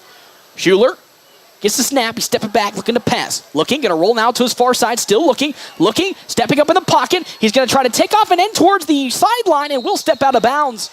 Close to the first down marker. He'll pick up about 8, maybe 9 yards. The Papillion La-Vista South side looking for a late hit out of bounds, but no good. But either which way, Schuler gets out of bounds and stops the clock. Well, that's tough if you're a defender when the runner steps out of bounds and then he makes a move down the field. 8-yard pickup, so Schuler now has Derek Jones in the backfield, 3 wide receivers, and Papillion at tight end. Schuler rolling towards the near side now, looking to pass. A flag on the play, looked like for holding. Skogerbo is not going to catch it as it was thrown way in front of Royce on Skogerbo. And now with the flag at around the line of scrimmage, could be seeing a hold on the Titans side. See here from, I think, yeah, they're going to accept that. Yeah. And here's the thing. We talked about last year about early season penalties being a killer last year for, again, the Bulldogs side. Only 1 penalty so far for them, and that was the face mask from Eli Broman earlier in the second quarter. And with that hold will be confirmed. So it was a nice run early on by Sam Schuler. Now turns into, oh boy, a 2nd and 13. But really, great discipline from this Bulldog squad to start this game off. One penalty compared to the, I believe, now a 4th penalty from Papillion La-Vista South. So it's 2nd down and 13 for the Titans. 4 wide receivers, 3 to the near side, 1 to the far side. Going to be Seth Allen to the far side with Derek Jones in at running back. In motion comes Skogerbo. Now going to go to the far side. Schuler gets the snap, steps back, looking to pass. Good pressure from the Bulldogs. There's going to be a nice check down to Derek Jones. Jones has some daylight, cuts towards the inside of the defense now and angles towards the sideline, the 50, and is brought down at around the 47-yard line of North Platte. He does stay in bounds, so the clock is a-ticking. But that was a good pickup from this Titans offense. Jesse Mock with the tackle. 16 seconds left to play here in the first half. Still haven't used their timeout. You'd think they might have. That's a 34-yard pickup from the side of Papillion La-Vista South to Derek Jones.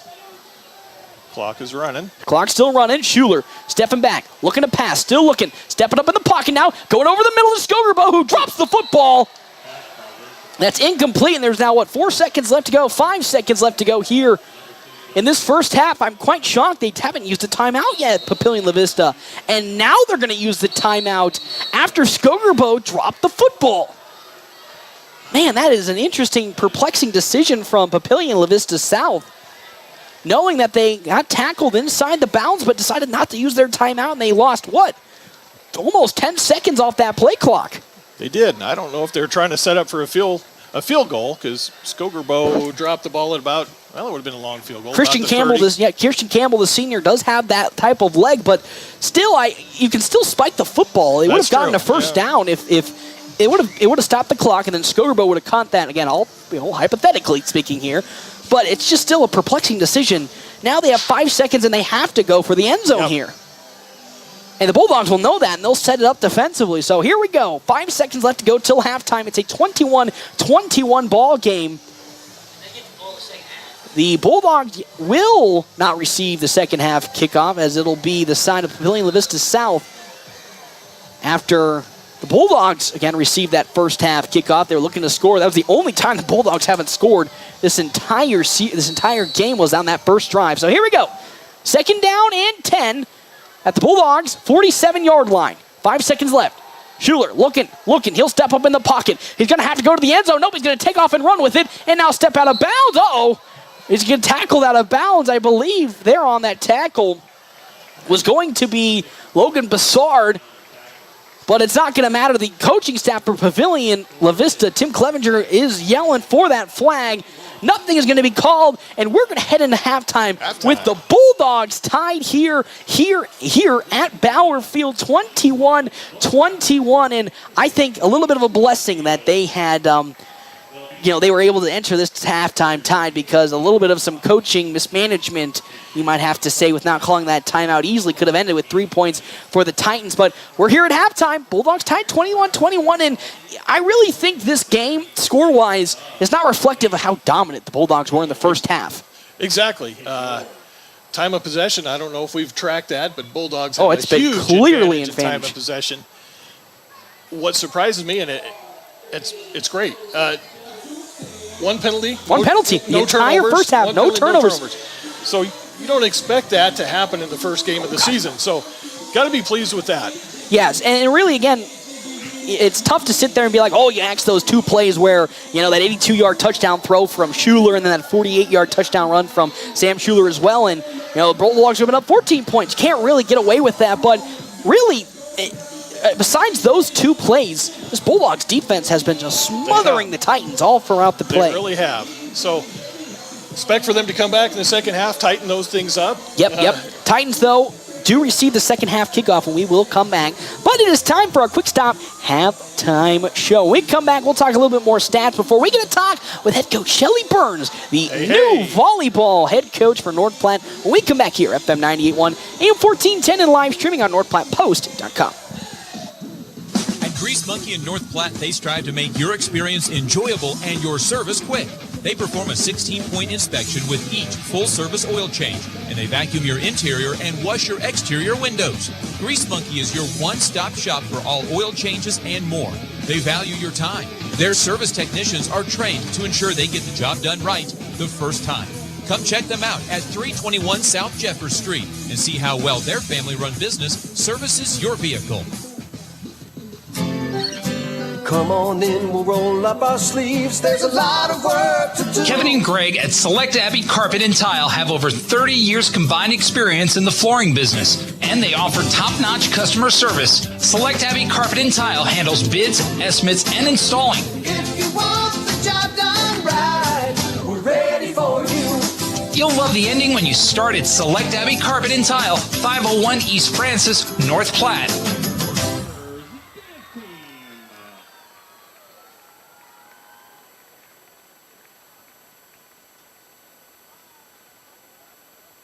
Ladies and gentlemen of Bulldog Country, welcome back to a time where bank robbers ran wild and the Western lawman fought hard to put them behind bars. Your Bulldog color guard has found themselves on the wrong side of the law and are planning a bank robbery. Fear not, for your NPHS drumline is here to uphold the law and protect the citizens. Join us as we set the stage for a robbery in this thrilling tale involving the music of Ennio Morricone and John Bon Jovi in our 2023 show, Wanted, Dead or Alive. Featured twirler is your 2023 Mrs. Nebraska team, Boston Patera. Drum majors, Michael Randolph and Claire Magnuson, the field is yours.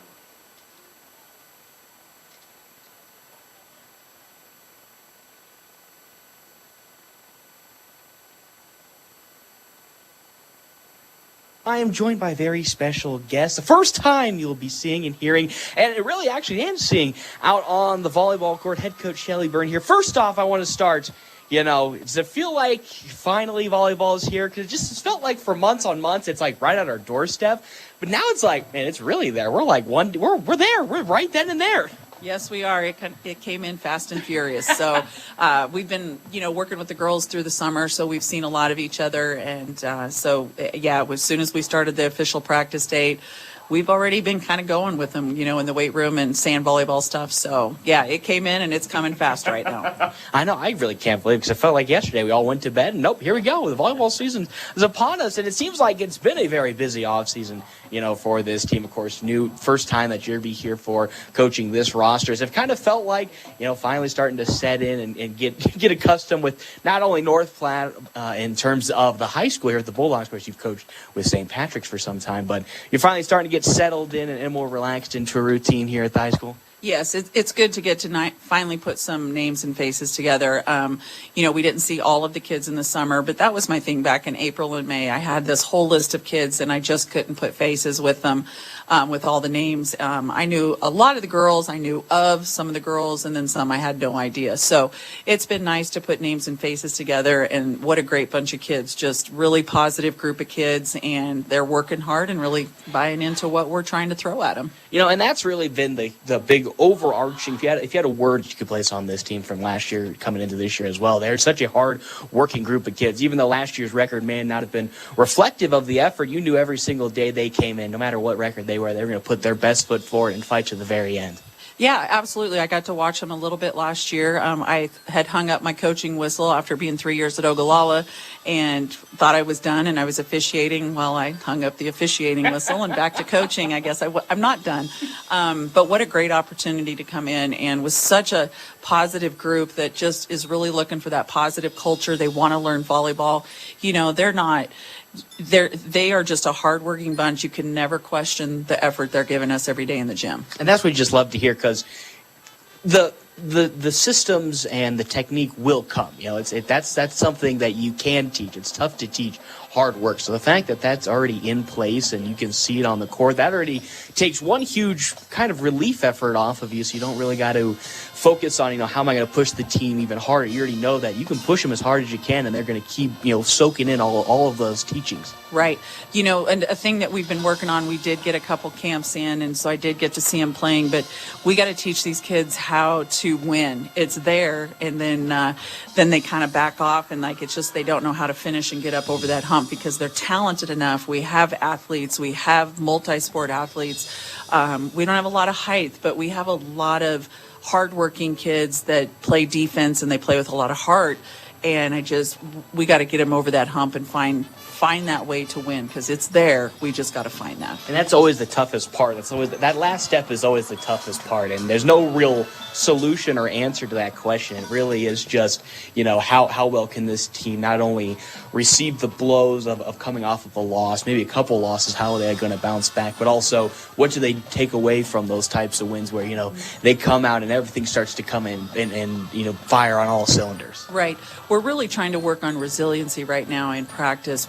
We talk about the 6-second rule, that it's approximately 6 seconds you make an error, and by the time the ball gets back to the other side and it's served again, it's about 6 seconds. So we've really been trying to do a lot of rapid drills where they don't have time to think about the error they just made, or if they did, the rest of the girls are, picking that girl up, got her back, and hey, we're going to get this and turn it around. And so we've really been focusing on that, to just not throw the shovels away, stop digging. They're going to score points. They're going to have, the other team is going to have great plays, but how we bounce back from that is going to be important. Every school that you go to has a different starting point, in terms of where they're at. Some schools are further ahead than others, and some schools, of course, are going to be farther behind.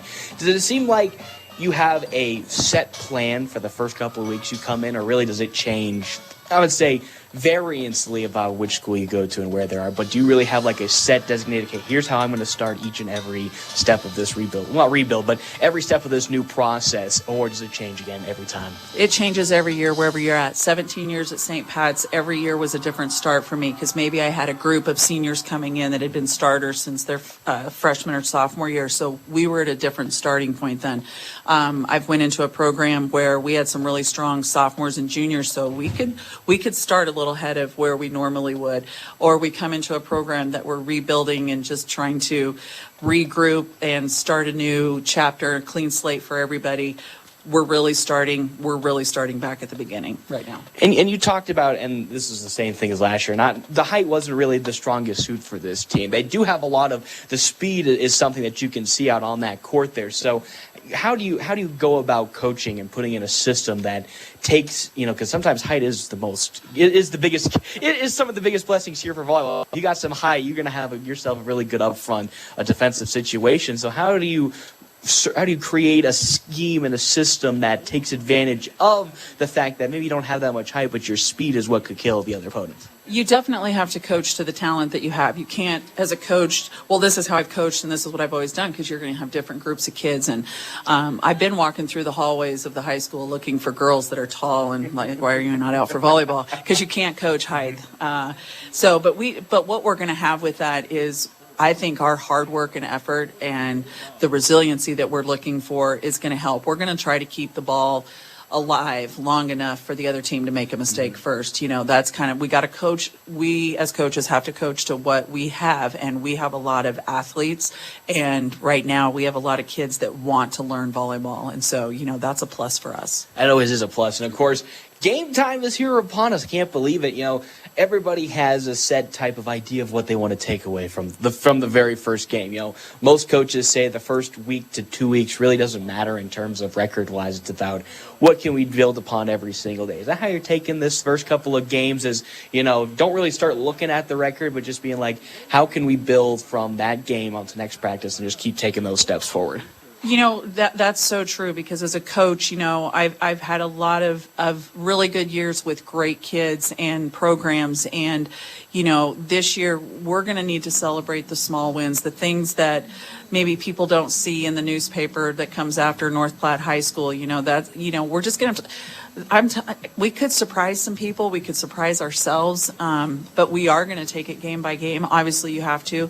As soon as we play tomorrow, the jamboree, there's going to be a lot of things that, my list is going to get longer. Every day I'm like, oh, we got to work on this. We got to do these drills. We got to focus on that. And, this beginning of the season, just people wanting so much of your time. I just feel like sometimes I'm not getting enough with them. But thank goodness for my coaching staff. I have 4 outstanding assistant coaches that are able to just take over. They know what we need to do.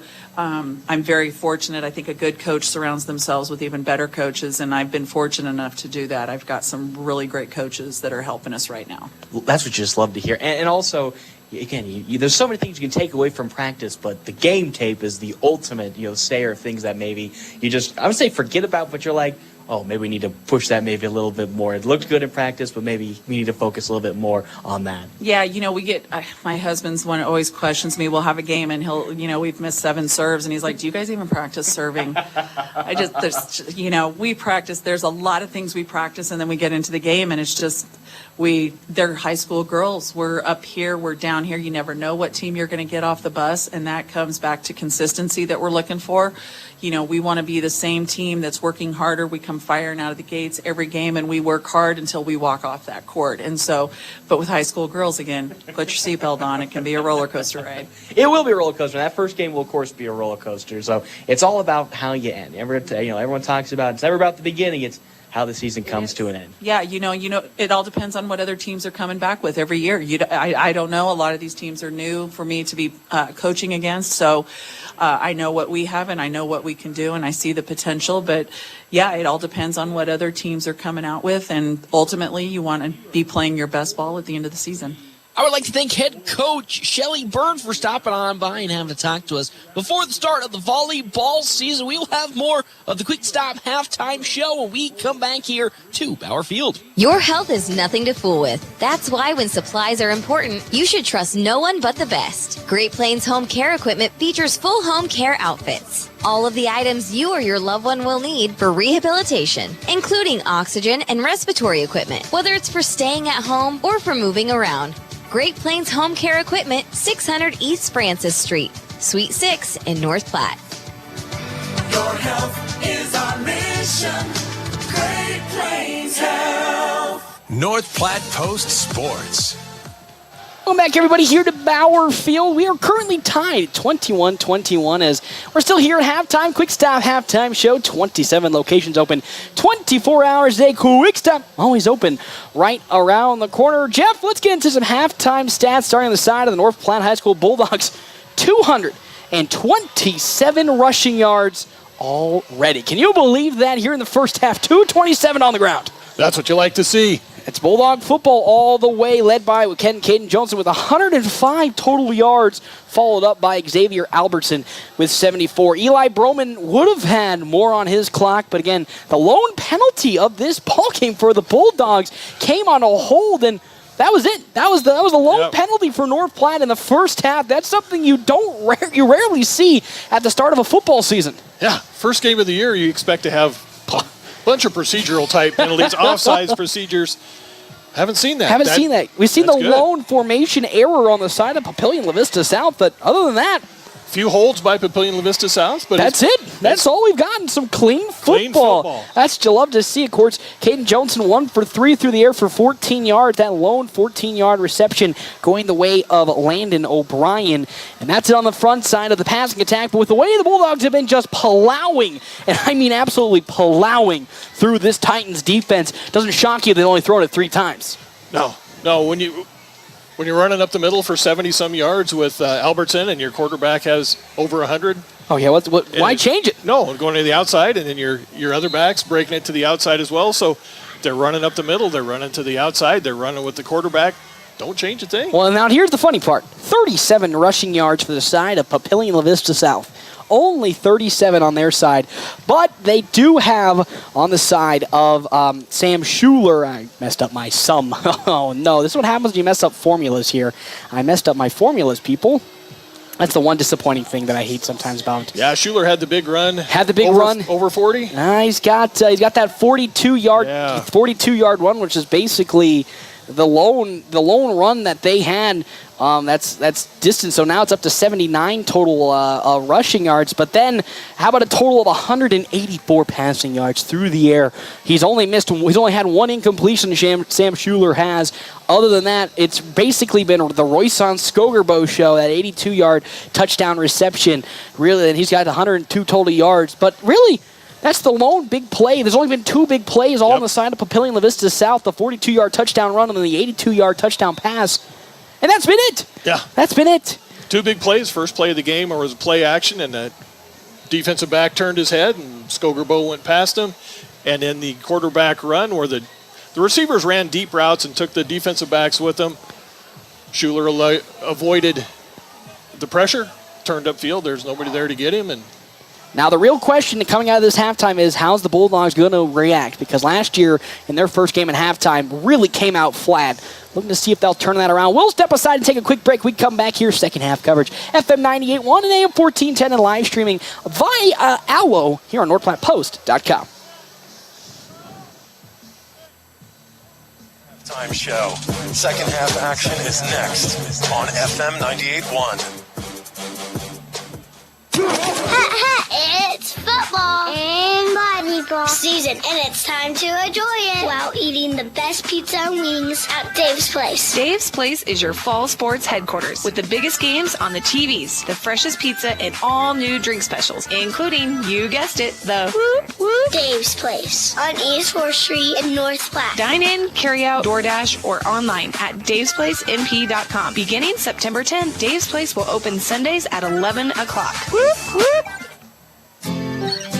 Come on in, we'll roll up our sleeves. There's a lot of work. Kevin and Greg at Select Abbey Carpet and Tile have over 30 years combined experience in the flooring business. Pick out the carpet or flooring you like and leave the rest to them. They'll take you from, oh my, I need a new floor, to wow, my floor looks awesome. If you want the job done right, we're ready for you. You'll love the ending when you start at Select Abbey Carpet and Tile, 501 East Francis, North Platte.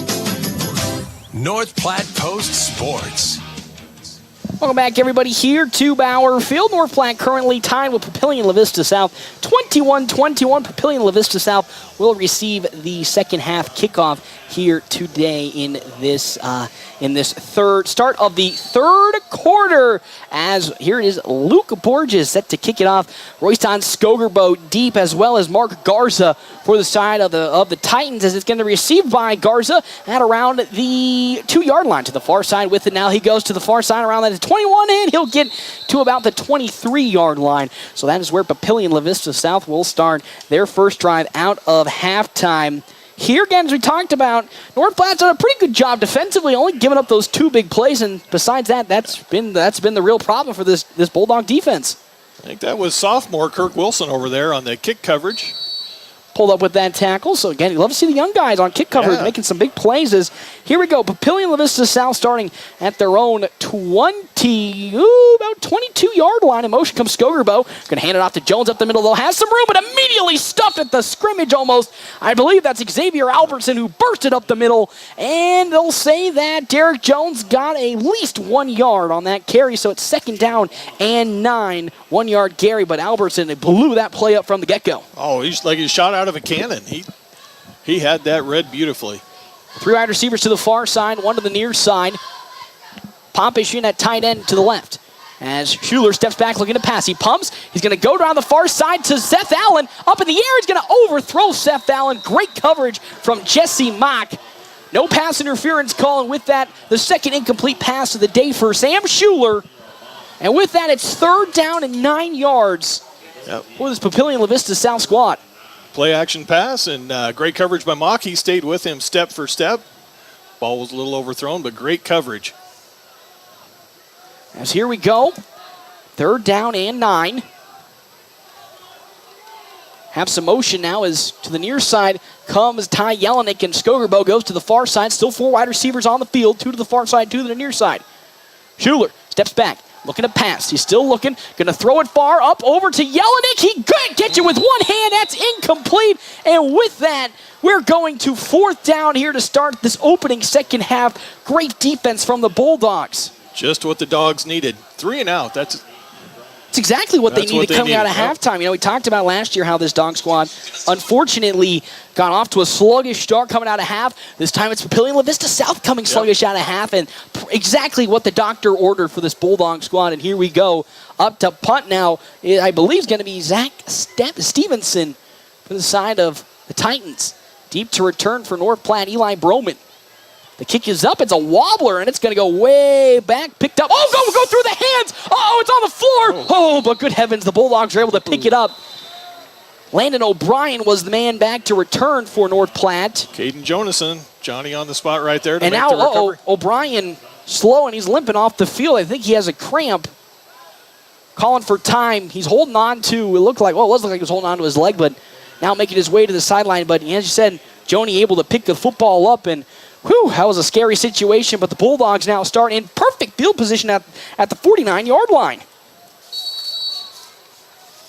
So here comes North Platte in their own territory at the 49. Johnson under center with Albertson in the backfield. 1 wide receiver to the far side, going to be Negley.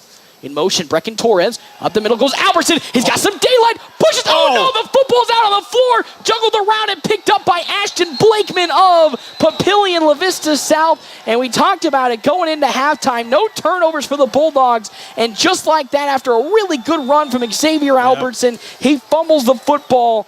And now it's Papio's. It's time for Papio to pick up the pieces and take over again. Yeah. Right side was a big hole over there on the right side for Albertson, and somebody just put a hat right on the football, jarred it loose. Oh man, that is just unfortunate. First turnover of the game for either side, and now it sets up essentially the same starting position for Papillion La-Vista South at their own 30-yard line. But man, that is not what the doctor ordered after a great 3-and-out fumble on the first play of their drive. And now here we go to the near hash. 2 wide receivers. Schuler's going to hand it off to Derek Jones up the middle, finds some openings, breaks through 1 tackle, breaks through another, and falls forward for an 11-yard pickup. Just like that. Boussard and O'Brien there to make the tackle, but it was enough for a Titan first down. Already eclipsing, and now they're in the hurry-up offenses, the Titans of Papillion La-Vista South. 3 wide receivers, and there's going to be look like a formation or a false start. Going to be on the side of the Titans, so that's also the downside of a hurry-up offense is, they use lots of silent counts, and that might have caught the Titans. Oh, an encroachment on the side of the Bulldogs, or offsides, excuse me. And just like that, it's now 1st down and 5 for the side of Papillion La-Vista South. So now they get even better position to start their second drive of the second half. So now it's 1st down and 5, still in their territory at the 46-yard line. 3 wide receivers, Schuler in the shotgun. So he's going to hand it off to Jones. Jones off the left side, wide open hole. Gets to around the 40-yard line, now will bounce it to the outside. He's going to make his way to the 30, 35, 20, and he'll get there. Oh man, huge pickup on the play of about 29 yards from Derek Jones. And with that, Papillion La-Vista South is in the red zone, threatening to score. I believe this is their first red zone visit all game long. And they're in the hurry-up offense. Man, oh man, empty backfield for Sam Schuler. 4 wide receivers, 3 to the near side, 1 to the far side. Schuler receives the snap. He's going to run to the near side. It looks to be a screen. He's going to take off, has some open daylight, cuts back, and he bounces into some territory. He's at the 10-yard line and will be finally brought down by a plethora of Bulldog defenders. But man, oh man, another good pickup for Sam Schuler. That's 9, and it's close to a first down. Yeah, it looks like Gabe Moreno and others were there to make the stop. Good, tough running by Schuler. But man, this is a great second drive for this Papillion La-Vista South squad. After a 3-and-out, they're coming on this offense nice and hard. And they're threatening to score and retake the lead for the first time since the first quarter. As here we go. In motion comes Skogerbo. Schuler going to hand it off to Jones. Jones bounces around, and he breaks one tackle, still keeps the legs turning, and finds his way into the end zone. That is a 7-yard touchdown run from Derek Jones, and just like that, Papillion La-Vista South, after starting on their own territory on a 5-play drive, get to the end zone on a 7-yard touchdown run from Derek Jones, and now they retake the lead. That drive, the Titans were running behind the right guard on several plays with some success. Man, again, they were going to play the games of what ifs if Albertson didn't. Uh-oh. That snap's going to be high up in the air. And with that, tripping up and falling there is, unfortunately, Sam Schuler. And so that extra point isn't going to be that good. Could be huge. That is something that you don't talk about. Now it's 27-21 with the extra point. No good. So with that, we'll step aside, and we'll come back for another Bulldogs offensive possession after they fumbled on their last time out. Let's see what they can do this time about here at Bauer Field, FM 98.1, AM 1410, and live streaming by Allo on NorthPlattePost.com. It's not too late to dust off the golf clubs and head out to River's Edge Golf Club in North Platte. Summer may be coming to an end, but come out to River's Edge and you'll enjoy a course that features modern amenities with beautifully maintained lush greens and breathtaking views. After your golf game, swing into another round for some amazing food and drinks. Remember, they're open to the public. Good times, great food, drinks, and sports. Another Round Sports Bar at River's Edge Golf Course. Come have another round with them. Students, Chadron State College's new degree in nutrition and dietetics is your first step toward a career as a registered dietitian nutritionist. If you have an interest in nutrition or the physical and chemical sciences, this could be a perfect fit for you.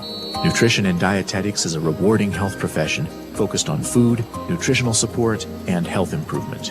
This career is quickly becoming recognized as an important aspect of preventative medicine.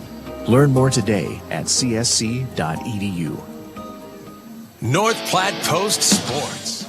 Welcome back here to Bauer Field. It is a 27-21 lead for the side of Papillion La-Vista South. Our timeout's brought to you, of course, in part by Kevin McGann in the Fortify Group. You see his new location, 621 South Dewey, Suite B, as well as our premier video sponsor, Allo Communications. Allo has packages that let you experience fast, reliable fiber internet, fiber TV, and fiber phone.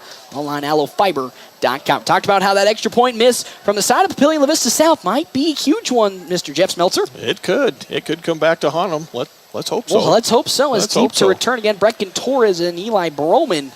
As Campbell with a nice kick that's going to be angled towards the right side. O'Brien's going to pick it up at around the 3-yard line, so he'll take it out. Not much territory. He's going to bounce around that far side, and he might only get to about the 17-yard line. So the Bulldogs will start a little bit less than they normally do. Yeah, that was here for this drive. Excuse me. Sorry about that. No. That well-placed kick. Put it down there in the corner where he has no room to run except up the sideline. And he did so. He's up to the 19-yard line. So here's where North Platte will pick off their drive, starting here now, 1st and 10 at their own 19-yard line, trailing 27-21 with 9:41 left to go here in this third quarter. Again, Joni under center. One wide receiver to the near side is going to be Negley. Albertson in at running back.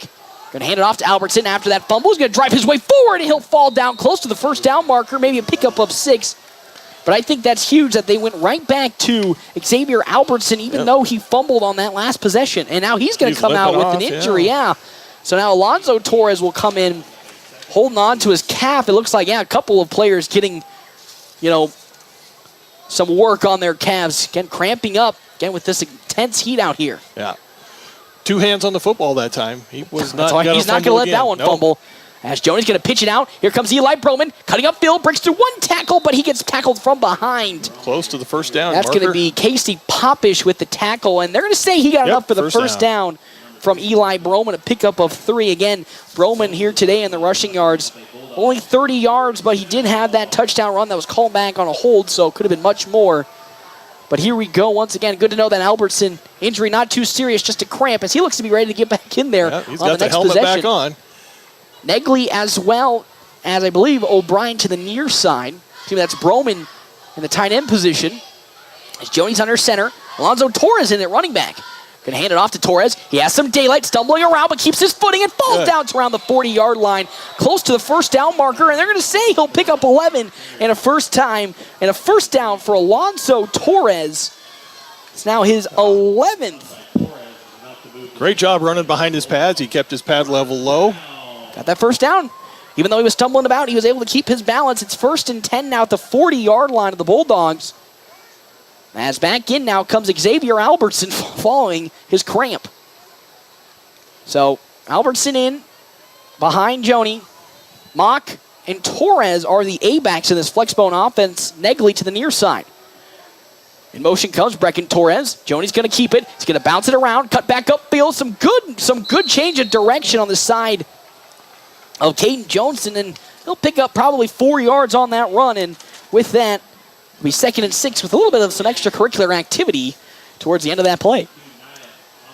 2nd down and 6, and now checking in for the Bulldogs. Jace Powell, the junior, will check in for the first time as Ian County will go off. So now a nice, easy 2nd down and 6. Bulldogs trailing 27-21, but nicely marching their way down the field, taking away a lot of time. The pitch out, it's going to go to Jesse Mock, and he is stuffed behind the line of scrimmage. What was a nice gain of 4 earlier is now a loss of 4 as Mock loses that 4, and it's now going to be 3rd down and 10. Ben Schaefer there to make the tackle for the Titans. Papillion La-Vista South read that play from the get-go, and now it's 3rd down and a long 10. Yep, he was not fooled at all. Yet again, this offense, when it gets to these down and distances, it's not really built for that, so we'll have to hopefully see some heroics from one of the running backs here. In motion was Torres, but Jones going to step back looking to pass. Stepping up now in the pocket. Looks like he's going to run with it. Cuts upfield. Cuts now. He lasts him open. Daylight to the near side. He falls forward close to the 50-yard line. I think he's got it. The far line judge is going to say that he gets he's there. Got it. Woo, man, Caden Johnson with the amazing heroics there to keep that play alive. And now it's 1st and 10 after the 10-yard run. Talked about we needed a little bit of that magic, and Joni's able to do so. 1st and 10 at the 50-yard line. Now for North Platte, they're keeping the chains moving and the clock ticking. That is key to this offense. They're doing a good job of it. I don't know if that was a design quarterback run or if he It looked like it was to be a pass, but the play was just broken down immediately, so he had to make something happen, and he made the most of it. 1st and 10, Albertson in the backfield. They're going to hand it off to Xavier Albertson. He kind of makes his way back to the line of scrimmage, might have gotten 1 on that run, and they're going to say Albertson did get 1. Isaiah Givens and others led the charge. Now 6:05 left to go here in the 3rd quarter, 27-21 the score. Papillion La-Vista South in the lead. Well, this ball game, again, they missed the extra point. They were going to try to go for 2, but it flew over the head of Sam Schaefer. Because of that, it's only a 6-point game now. And he talked about it, how that could actually play some huge dividends and maybe be a big factor later down the line. Joni under center.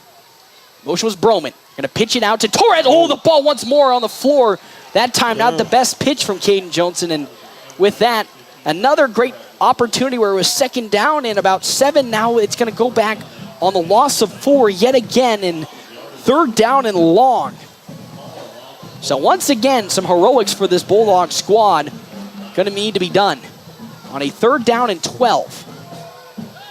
Torres did the smart thing, recover the football, don't turn it over. Just lay on it. Yep. So will Joni go for the pass? I most certainly think so, and there's going to be a false start on the side of the Bulldogs, it looks like. So what was a down and distance now turns into even more down and distance as there's a false start on the Bulldogs side. And with that 3rd and 12, now going to move it all the way back to what could be, I believe, a 3rd and 17. So It was looking like a nice drive for North Platte, now has turned into disaster here. It looked like more than a 5-yard mark. It did look like, well, it was 3rd and 12, so it's 17. So now here, Joni going to fake the pitch. What a great play. He cuts upfield, has some daylight at the 50, 45, breaks through one tackle, and he'll get the first down anyway. How about it? Caden Johnson with the amazing 17-yard run in back-to-back 3rd and longs. Caden Johnson makes some magic happen, and it's a first down for North Platte. And that's kind of one of the things you don't talk about with hurdlers, their balance. After getting tripped up, he was able to keep his balance and kept going, and it resulted in that first down. Got that good core strength. Absolutely wonderful play from Caden Johnson. It's now first down at the Papillion La-Vista South 40. Oh, Joni might get caught inside of a sack, but he tries to get it away to Eli Baroman, and they're going to call it incomplete. Pressure behind from Sam Shaper. Joni knew somebody was coming. He was able to get it away. He's now 1 for 4 on passing, but no turnover. That was probably the best possible outcome of that play. Yeah. Broman comes up with that. I think he's going to be tackled immediately for a loss. Pass is incomplete. If Joni gets hit from behind, that's going to be a fumble potentially. So best outcome was incomplete. So 2nd and 10. Bulldogs trailing 27-21. They have been driving, but I've gotten some good heroic plays from Caden Johnson on this drive. Joni going to hand it off to Albertson. Albertson with some good patience now bounce to the outside, and he gets tackled after a solid gain of maybe 8 yards.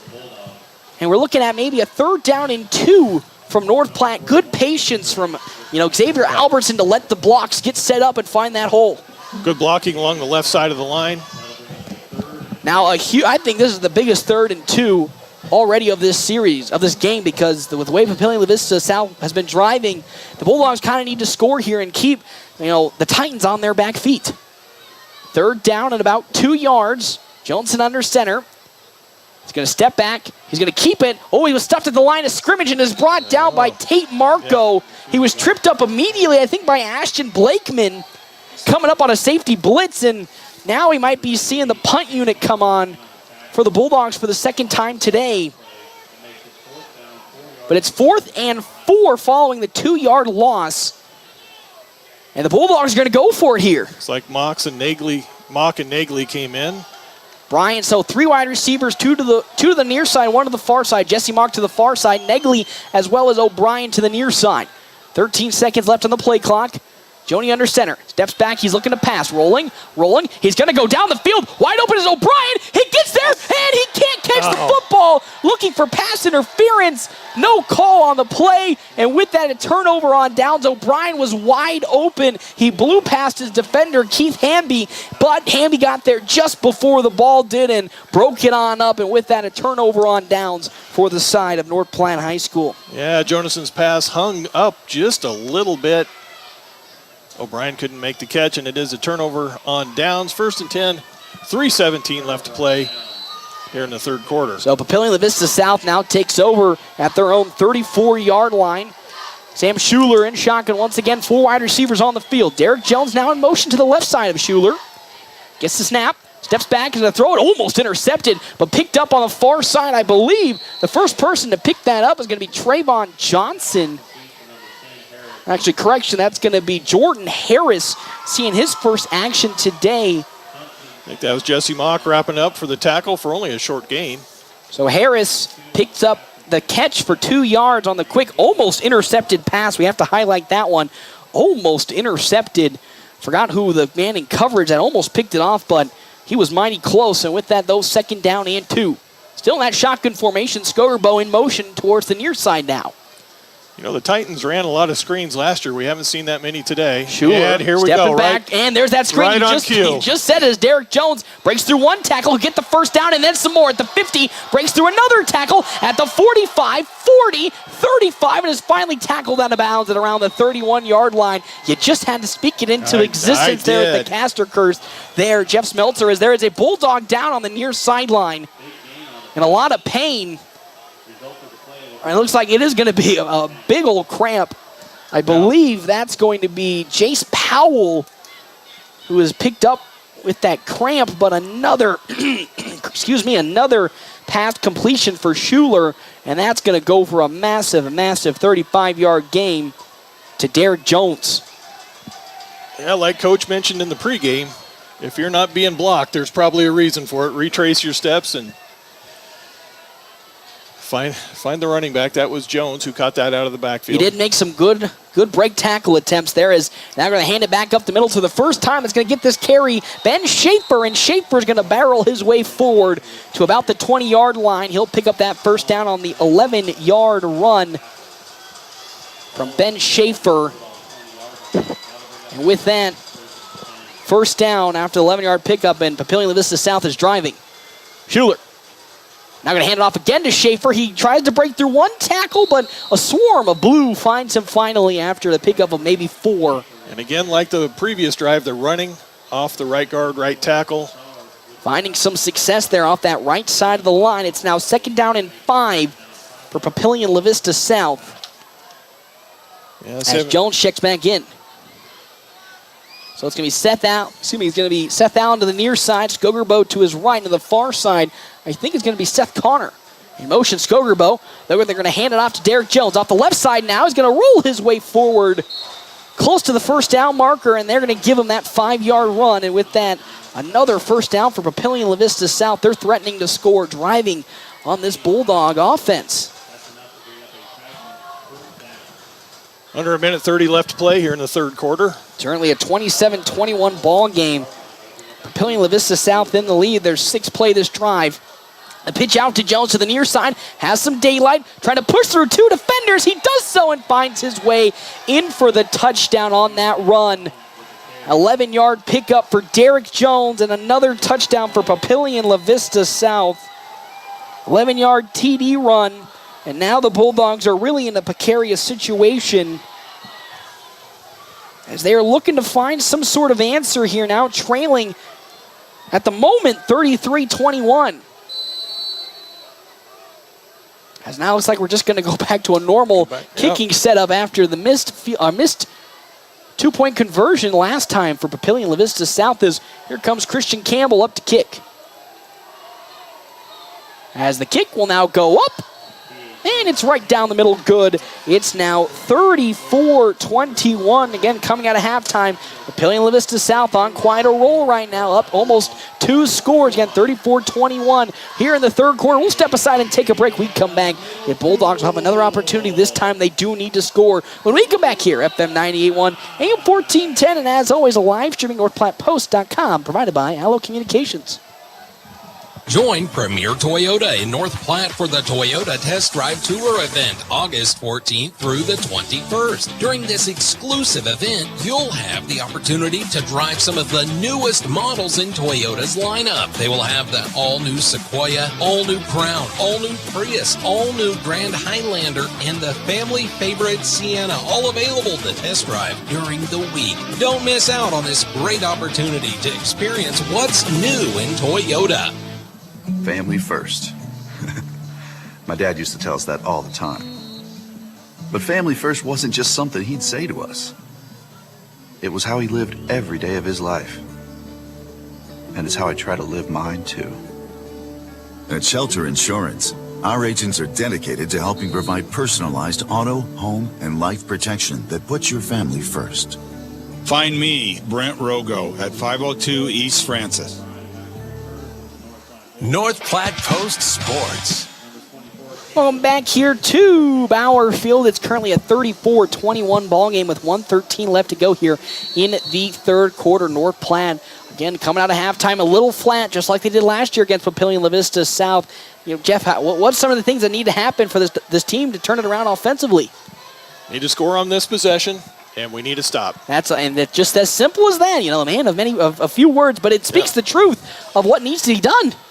As Campbell's going to kick one off, it's going to be short, so Landon O'Brien's going to get a chance to receive it again on that far side. Here comes O'Brien, going to turn the Jets on, make his way, has some speed. He's in the open field. He's at the 35-40, and he will be pushed down at around the 47-yard line. Landon O'Brien making it happen for North Platte. This time, not making his way up the sideline, cut it back towards the middle of the field, and just like that, the Bulldogs start in great field position. Yes, sir. Hey, Great blocking over there on the right side, and I apologize I didn't get all the numbers of those who... But it really, that blocking allowed him to cut back and find some open territory. So now the Bulldogs will start in really good position at their own 47-yard line, talking about it. They need to score on this possession, again, as they're trailing 34-27 as... Going to have a timeout called aside by Papillion La-Vista South. Interesting. Again, our timeout's brought to you in part by Kevin McGann and the Fortifying Group. You can check out Kevin McGann, the Fortifying Group, his new location, 621 South Dewey, Suite B, as well as Premier Toyota, Whether you're buying new or pre-owned vehicles, the friendly staff at Premier Toyota will help you every step of the way. Premier Toyota, let's go places, as well as CT Computer Services, your IT guy since 2005. Bulldogs starting at their own 47-yard line. Really, this drive needs to end in a score for this Bulldogs offense if they want to still stay in this game with, about a minute 13 left to go in the third quarter. Yeah, Bulldogs traditionally not a quick scoring team, kind of a ground and pound. So we need a score here and get a stop. Get a 3-and-out like they did to start the third quarter, and then continue to eke that clock out. And it all comes back to that fumble from Xavier Albertson, and we don't want to harp on it too much, but that really was the game changer coming out of halftime. Bulldogs got that 3-and-out from the Titans. Unfortunately, fumbled on their next play, and then Titans went down to score. Joni under center. He's going to hand it off to Albertson. He has some daylight. Stop from behind. There's a flag way in the backfield, all the way back where the safeties were. We might be seeing a formation penalty. Sometimes that's the play clock, but I don't think that was an issue. I don't think so either. We're going to see here what the head official thinks, but that came from way in the back at the back judge. There's, again, the only time the back judge makes such a call is if there was a delay of game penalty. And that's not what you want to see, but he came right out of the timeout, so. It was a good run by Albertson. It really was a great run by Albertson. Oh my gosh, it is a delay of game. Oh, actually, no, it's a... was it too many men on the field? I think that's what it was, illegal participation. Yeah, too many men on the field for Papillion La-Vista South, so even more free yardage for the Bulldogs. Tacked on the end of the run, And now with that, they're starting at the 30-yard line following the really strong pickup from Xavier Albertson of 9 yards. And we're under a minute left to play here in the third quarter, 58 seconds left to play. This is just free territory the Bulldogs have been given. They need to take advantage of this situation right now. I don't know if Albertson's cramping again. We've got Lonzo Torres in the backfield for North Platte. Torres up the middle, stumbles, but finds his way close towards the 25-yard line, so about a pickup of 4 yards for one Lonzo Torres. I like his low running style. That's what you need is on the near side over here getting worked out for a cramp, I believe, is Eli Broman trying to find Albertson's number. He isn't getting looked at right now, so maybe it's just there he is. Yep, he's just sitting on the sideline, so it is some designed rest. Okay, catching a break. So right Torres, Torres right behind Joni in motion. Joni going to step back, looking to pass, has some pressure, stepping up in the pocket, and he can't avoid the sack is there to get him, and the ball has come out. They said he was down. Oh, I'm going to say he's down, though. Woo, that's some luck there, as I believe on the sack, Max Nia got there to the sack, and with that, Johnson's going to lose about 4 yards on that play. So tack that on to his statistics, and we're gonna go I believe into the fourth that'll quarter. be the end of this third quarter. It's now going to be third down and about 13 yards. We come back here to Bauer Field. Bulldogs trailing here in this game 34-21. When we come back here to Bauer Field on FM 98.1, AM 1410, and live streaming on NorthPlattePost.com by Allo Video Communications. Sandhill State Bank is a bank for Sandhillers. Families, entrepreneurs, teachers, nonprofits, farmers, nurses, contractors, ranchers, stylists, artists, retailers, professionals, outfitters, restaurateurs, mechanics. It takes all of us to make the Sandhills prosper, and Sandhill State Bank is here to help. Open an account today at sandhillstate.com/open or visit one of our 10 locations across the Sandhills to start growing the Sandhills together. Sandhill State Bank, member FDIC. Great Plains Health Orthopedics in North Platte is ready to serve you with board-certified orthopedic surgeons and a team of medical professionals who specialize in hip, knee and shoulder joint replacements and revisions, minor to complex hand injuries, sports medicine for both the serious athlete and the weekend warrior, new and innovative operative and non-operative procedures, and work-related injuries. Same-week appointments are available. Call Great Plains Health Orthopedics today. Your health is our mission. Great Plains Health. North Platte Post Sports. Welcome back, everybody, here to Bauer Field. 34-21 is the Papillion La-Vista South lead with a 3rd and 13 on the docket now for North Platte High School inside Titans territory. Johnson under center with, I believe, still Alonzo Torres behind him. Joni going to keep it, pitch it out to Brecken Torres, and it's going to be blown up immediately as there's an injured Bulldog on the field. It was back there, but he gets back up, and with that, it's a loss. And now another cramping player for the side of Papillion La-Vista South. He's down at the 30-yard line. That's another loss for this Bulldogs squad. A loss of 2, it looks like this time, and a Bulldogs player is down cramping. You know, talk about the heat and how it's really going to affect these players as the game has gone on, and right now 2 players down on the field with injuries. Of course, our timeout's brought to you in part by Kevin McGann and the Fortify Group. You can check out Kevin McGann, the Fortify Group, at his new location, 621 South Dewey, Suite B, as well as our sponsors today, Sandhills State Bank, the most committed brand in banking with locations in North Platte, Ogallala, Grant, and many more. Head to sandhillstate.com for a full list of services and locations. Well, Jeff Smeltzer, looks like that score from the Bulldogs is not going to happen here on this possession unless they somehow pull a rabbit out of the hat and get a long 4th down conversion. But now that it's looking less and less likely that the Bulldogs will get this 1st down here, what needs to happen? If you were in the head coaching role as head coach Kurt Altick, what things do you need to see here on this last play potentially, and then of course on the subsequent defensive possession? Boy, I don't know. What do we have? 4th down at the 4th and 14 at the 36. They're going to go for it, it looks like. I think you have to. But, you know, if you don't get it, Papillion La-Vista South is just going to run the ball. They're going to run the clock because we're at 11:45 left to go in the game. Bulldogs down 2 scores. Basically 2 scores 2 at this point. Yep. Yeah. It's really tough because, again, we talked about how this offense is just not designed to make, quick plays on the offensive side. They need to get that lead, and they need to hold on to the lead. And with the way Papillion La-Vista South here in the second half has been able to really carve up this defense, it's been a little scary for the Bulldogs, as it's Brecken Torres was the Bulldog that had the cramp. He's now making his way towards the sideline, and huge 4th down for this Bulldog squad. They need to get to the 20-yard line. They're currently at the 36 in Titans territory. 4th and 14. Johnson in under center with, I believe, Alonzo Torres behind him. In motion was going to be Jesse Mockin. Joni stepping back, looking to throw. Going to throw it down the sideline to Landon O'Brien, who's open, but he can't hold on to the football. Yet again, could have had it. Can't pull it down, and with that, a turnover on downs. And just like that, the Bulldogs' offensive possession is over. And now this is where the money is made defensively. You got to get a stop because this Titans defense has been carving them up in the second half. Sam Schuler and specifically Derek Jones has been carving them up. Yeah, look for Jones to run on the right side. They've been doing that a lot in the second half behind Wozolowski. I can't see who the right guard is. I believe that's going to be Burke. Yeah, Aiden Burke. So here we go. 1st and 10 for the Titans in their own territory at the 36-yard line. Now in motion comes Jones to the right side of Schuler. He hands it off to Jones. Jones up the middle, has some broad daylight. Gets towards the 45 and gets around to around the 46, 47. He'll pick up probably, it looked like 11 to move the chains. And another strong run from Derek Jones. He's really been on a tear here in this second half for the Titans. And look for more of that. I imagine the Titans are going to keep running the football with Jones.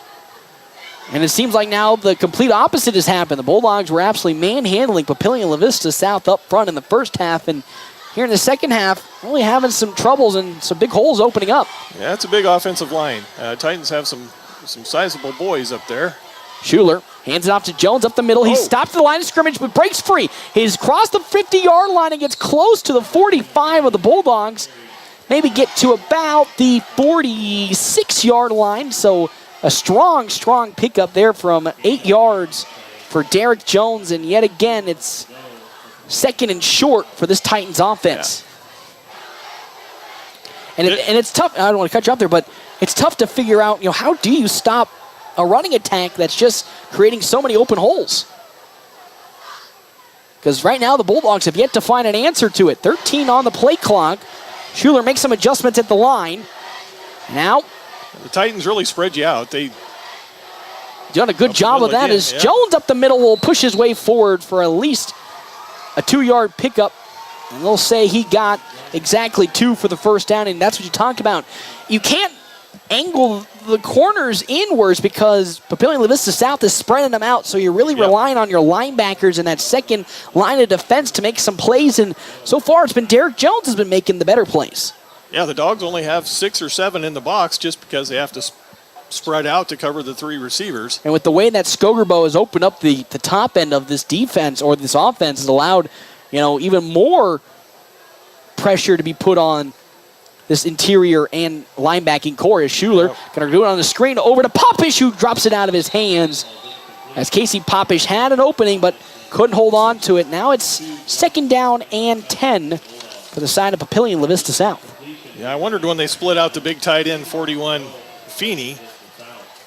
He was just out there to be a blocker on that little swing pass. Haven't seen a lot, though, of Keenan Flannery today. Yep. Flannery was their 3rd leading touchdown scorer last year for this Papillion La-Vista South squad, and haven't really seen him out there or heard his name but called a lot here on the offensive side. But it's 2nd down and 10 at the Bulldogs' 42-yard line. In motion with Skogerbo to the far side. Schuler hands it off to Jones. Oh, wow, right up the middle, immediately stuffed off the bat. Logan Chitty there to stop Derek Jones, and that is a huge loss. And it looked like it was supposed to be a play-action option play for the side of Papillion La-Vista South, but Chitty just blew it up from the get-go. Chitty was there, and Dominic Descent came in to help him finish off the play. A loss of 7 on that run, and now it's 3rd down and I believe 17 or 15. Loss of 8. 3rd and 18 for Papillion La-Vista South. They got 4 wide receivers. Schuler stepping back, looking to pass. Chitty gets some good pressure. He now stamps up. Schuler looks to be going deep down the field, and he overthrows his wide receiver, Mark Garza. There was some pressure this time once again on the side of the Bulldogs. Carson Davis looked to be the big man that got pressure on Sam Schuler, and that's going to be a 3 and out here for this offense for Papillion La-Vista South. Exactly what the team needed. All right, back deep to receive the punt for the Dogs will be Landon O'Brien, O'Brien, as well as Caden Johnson. O'Brien, the furthest one back.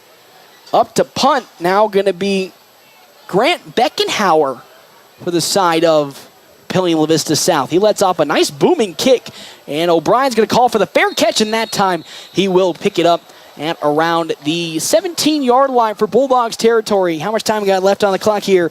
Jeff Smeltzer? 8:54 left to play in the game. 8:54 left to play in the game. Bulldogs trailing by 2 touchdowns as we have another Bulldog down for cramping issues. I am surprised that there wasn't mandatory water breaks in this game. You talked about that, with the way the heat has been, they have yet to really take a break to cool everybody down at the moment, as once again, a down Bulldog. Looks like that might be, I'm trying to see who that is. Might be Eli Broman, but this is a huge possession for North Platte here at the moment. Again, trailing by 2 touchdowns essentially. They need to get 2 touchdowns to take the lead after the missed 2-point conversion from the side of Papillion La-Vista South. They need to score on this drive, and they need to score quick, but that's kind of the problem we've talked about for the side of North Platte is they can't score quickly unless they get a really nice wide open hole.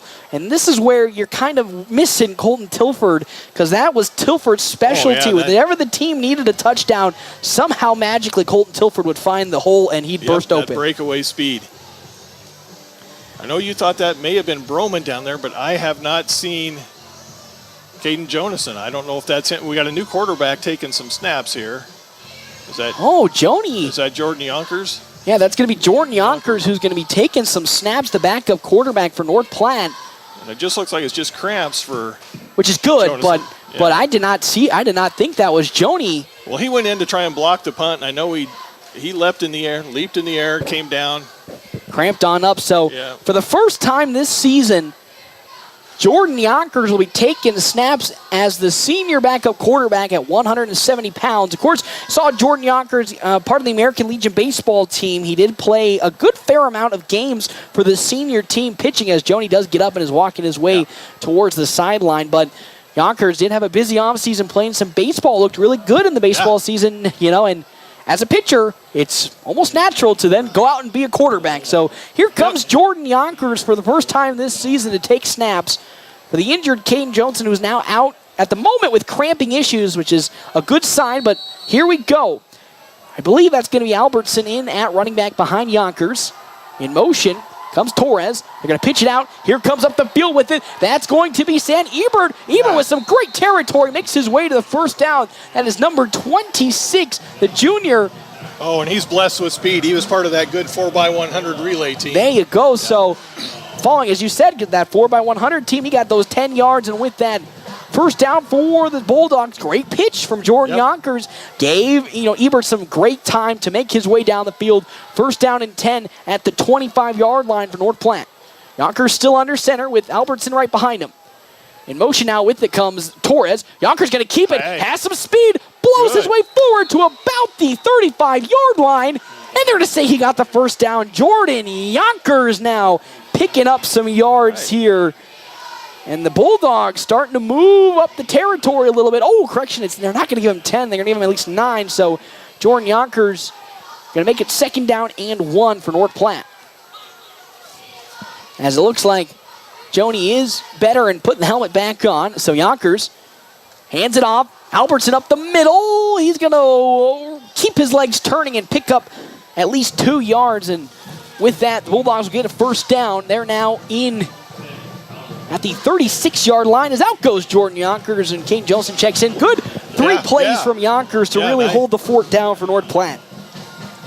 Nice job, Jordan Yonkers. Now here comes Joni back in. How much time's clicking off here, Smelty? Hey, we're down at 7:42 left to play in the game. 7:42, but the Bulldogs are driving. Under 7 goes Joni. Albertson in the backfield. Steps back, he's going to roll to his right, looking to throw, and it's some pressure from behind, and is brought down once again. That pressure immediately up front. I believe that was number 23, Ben Schaefer, yet again. He's been making some plays on these pass attempts. And with that, Schaefer sacks Caden Johnson. With that, it's a loss of about 5 yards. Or 4, correction, but yet again, going back to the air, and immediately he has pressure and can't set up to throw the football. Second and 14 now at the Bulldogs' 34-yard line. Johnson keeps it, going to pitch it out. Brecken Torres with it, has some daylight, tried to break through 1 tackle, and he is brought down on the perimeter by Ty Jelinek.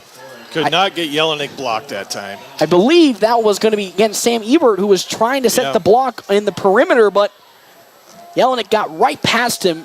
Torres going to pick up at least about 2 yards, so it's 3rd and 12, but it could have been more if that block was sealed. 6:35 and counting, 6:27 now left to play in the game. Going to need some Caden Johnson magic here that we saw in the previous drive. The Bulldogs want to get a first down, 3rd and 12. Johnson going to pitch it out to Eli Broman, and he is brought down from behind. That time, number 97, I believe, Alex Herrera, the senior, stops the perimeter sweep. And with that, at least a loss of 1. And just like that, we're facing another situation of a 4th and long, and Bulldogs this time elect to punt.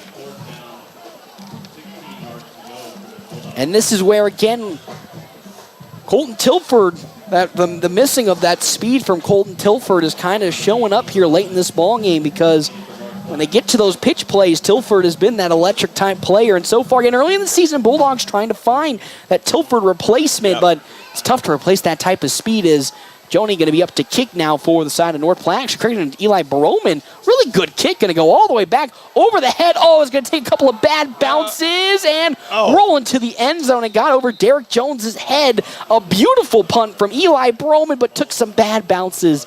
And with that, now Papillion La-Vista South will set up its offense at the 20-yard line, leading 34-21 with under 7 minutes left to go here in this first ball game this week, 0 ball game, and 34-21. Our coverage brought to you in part by our premier video live stream, Allo Communications. Allo has packages let you experience fast, reliable fiber internet, fiber TV, and fiber phone, as well as Dave's Place Pizza and Wings. Meet your friends or bring the family. Enjoy the pizza of the month, daily specials, wings, and more at Dave's Place. So, first down and 10 for Papillion La-Vista South at their own territory following the punt from North Platte.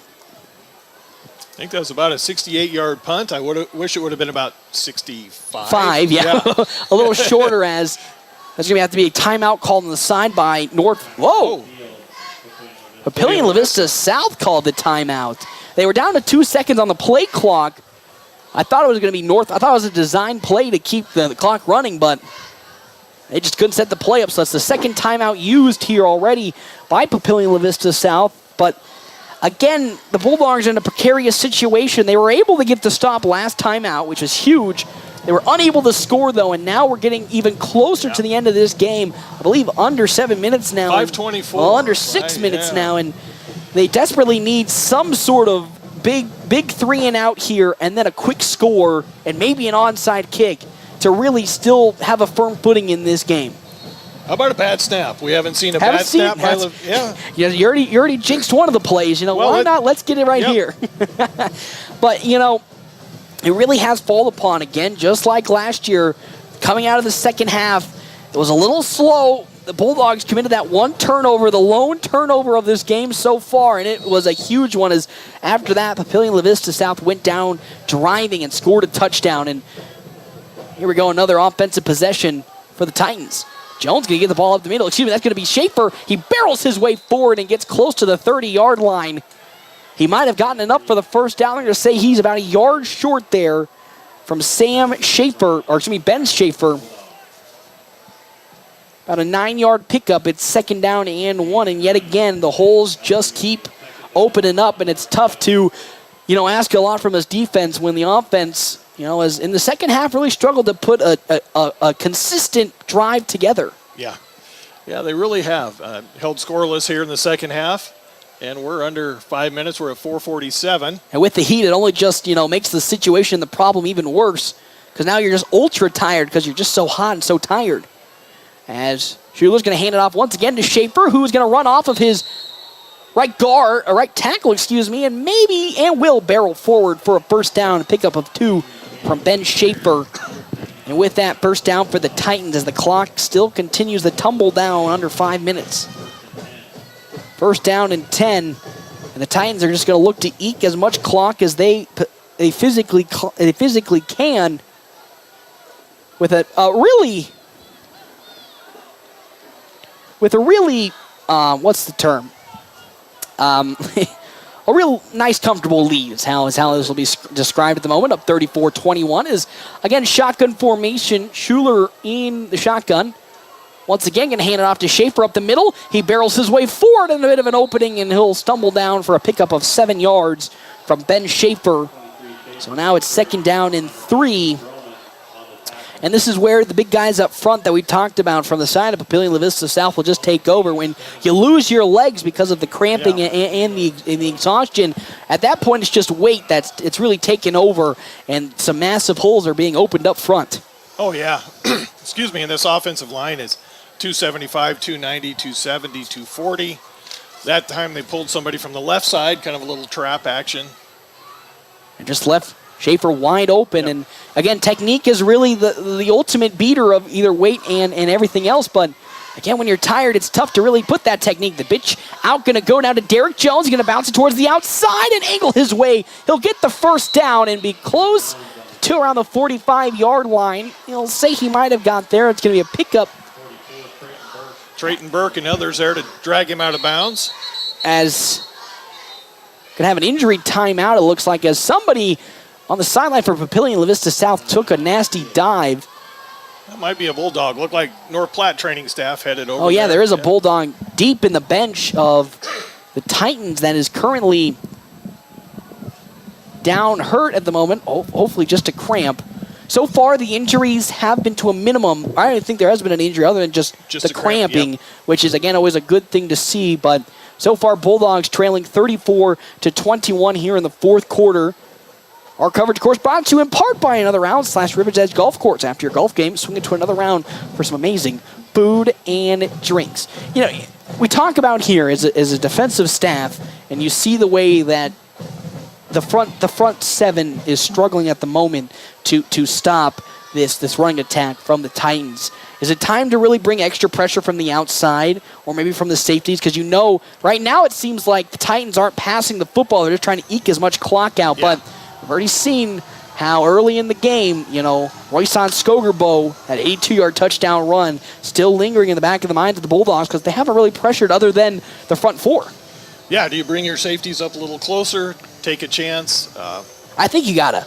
At this point, you know, playing it safe is good, you know, because at the moment it's just the Titans slowly but steadily, inch by inch, you know, centimeter by centimeter, pulling up an advantage, and the Bulldogs just need to make a big play, you know, and only just rushing 4 is not how a big play is going to come about. So I think you got to take that risk of bringing extra pressure somewhere, and yeah, if you get birds, you know, what can you do about it? But you got to do something other than just rush a safe 4 and sit back into soft zone coverage. Yeah, because 3:11 left to play here in the game. You know they're going to do nothing but run up the middle with Jones or Schaefer. One of the two. Yeah. So you got to bring some pressure somewhere. Because they're not going to throw the rest. They're not going to throw any more than they already have, which has been 0 in these last 2 drives. So we've got Descent, Chitty, Dishman, and I don't know who the other lineman is over there. I can't see him. So they got their work cut out for them for the Dogs. They do, and there's still 2 wide receivers set. A couple of reserve players out there, Jordan Harrison, Jacob Smith, the wide receiver, so no Garza or Skogerbo. Right. Essentially, Papillion La-Vista South bringing out the reserve. If they're not bringing, again, just the more reason to, if they're not going to bring the speedsters out there, you gotta bring some sort of extra pressure to help this defensive line, which again is with the heat has been tiring out, and that's not really again at their fault. It's just how hot it's been. And it's the first game of the season. Every team is still trying to get physically in shape, no matter how much practice. Oh, it's King Johnson again, who was injured on the far side. He's coming back. It looks like yet again another cramp, which is, again, a good blessing that so far neither side has suffered an injury. It's all just been cramping. Yeah. And, you know, even if it's a loss, if you can come out of the game still fully healthy, that's perfect. And we've got our mystery man at safety for the Dogs. We figured it out? We don't know. Okay.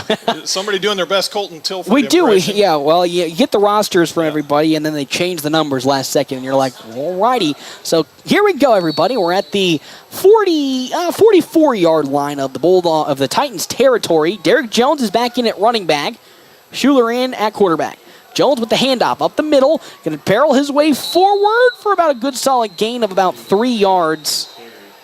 Maybe even more, maybe even less. An inside judge saying he got about 3 yards. Jarek Jones. It looked like the Bulldogs did bring some extra pressure on that play, and now they finally, North Platte does take their first timeout of this half with 3:04 left to go. It's 3rd down and 7. And the Bulldogs did bring some extra pressure this time, which is exactly what they needed. As timeout on the field with 3:07 left to go. And the Bulldogs are basically praying with these timeouts. You'd assume if they get another stop of a short game, they'll take another timeout. Yep. And they're basically saying, we're going to stop them right here, and if we don't, then then basically the game's over at that point. You'd assume with only 1 timeout remaining. Yeah, I think you're right. Definitely need to stop here. Use your timeouts. And it also just helps a defensive line and a defense that has been out on the field the majority of the second half. It was the opposite in the first half, where it was Papillion La-Vista South's defense that was in most of the first half, and now in the second half it's been the Bulldogs' defense. So the time of possession has most certainly flipped now in favor of Papillion La-Vista South getting the majority of the reps. And this timeout could be big, as now out here comes Derek Jones as well as Cooper Barnes for the Titans. Skogerbo is in, I believe, on the very far side. Jones comes into motion back towards the running back position. Bulldogs look to be running zone defense here. In motion comes Skogerbo. We're going to hand it off to Jones up the middle. Wide open daylight. He's at the 45-40. He's at the 35 now. Breaks another tackle at the 30, at the 25. He's at the 20, 15, 10, 5, and touchdown. Not what the Bulldogs needed. And basically that is how this game most certainly will come to an end for North Platte, as a touchdown given up here. The score now following that Papillion La-Vista drive, 8 play ends in a big touchdown of, I believe, 46 yards, a 46-yard TD run from Derek Jones. And just like that, this game has exploded now to a 40-21 lead. We talked about how the Bulldogs needed that big stop right there, using their timeouts, and it ended in the worst way possible. As now here comes Christian Campbell to kick the extra point. Schuler with the hold. It's up. And it's good. And now it is a 41-21 lead for Papillion La-Vista South here at Bauer Field.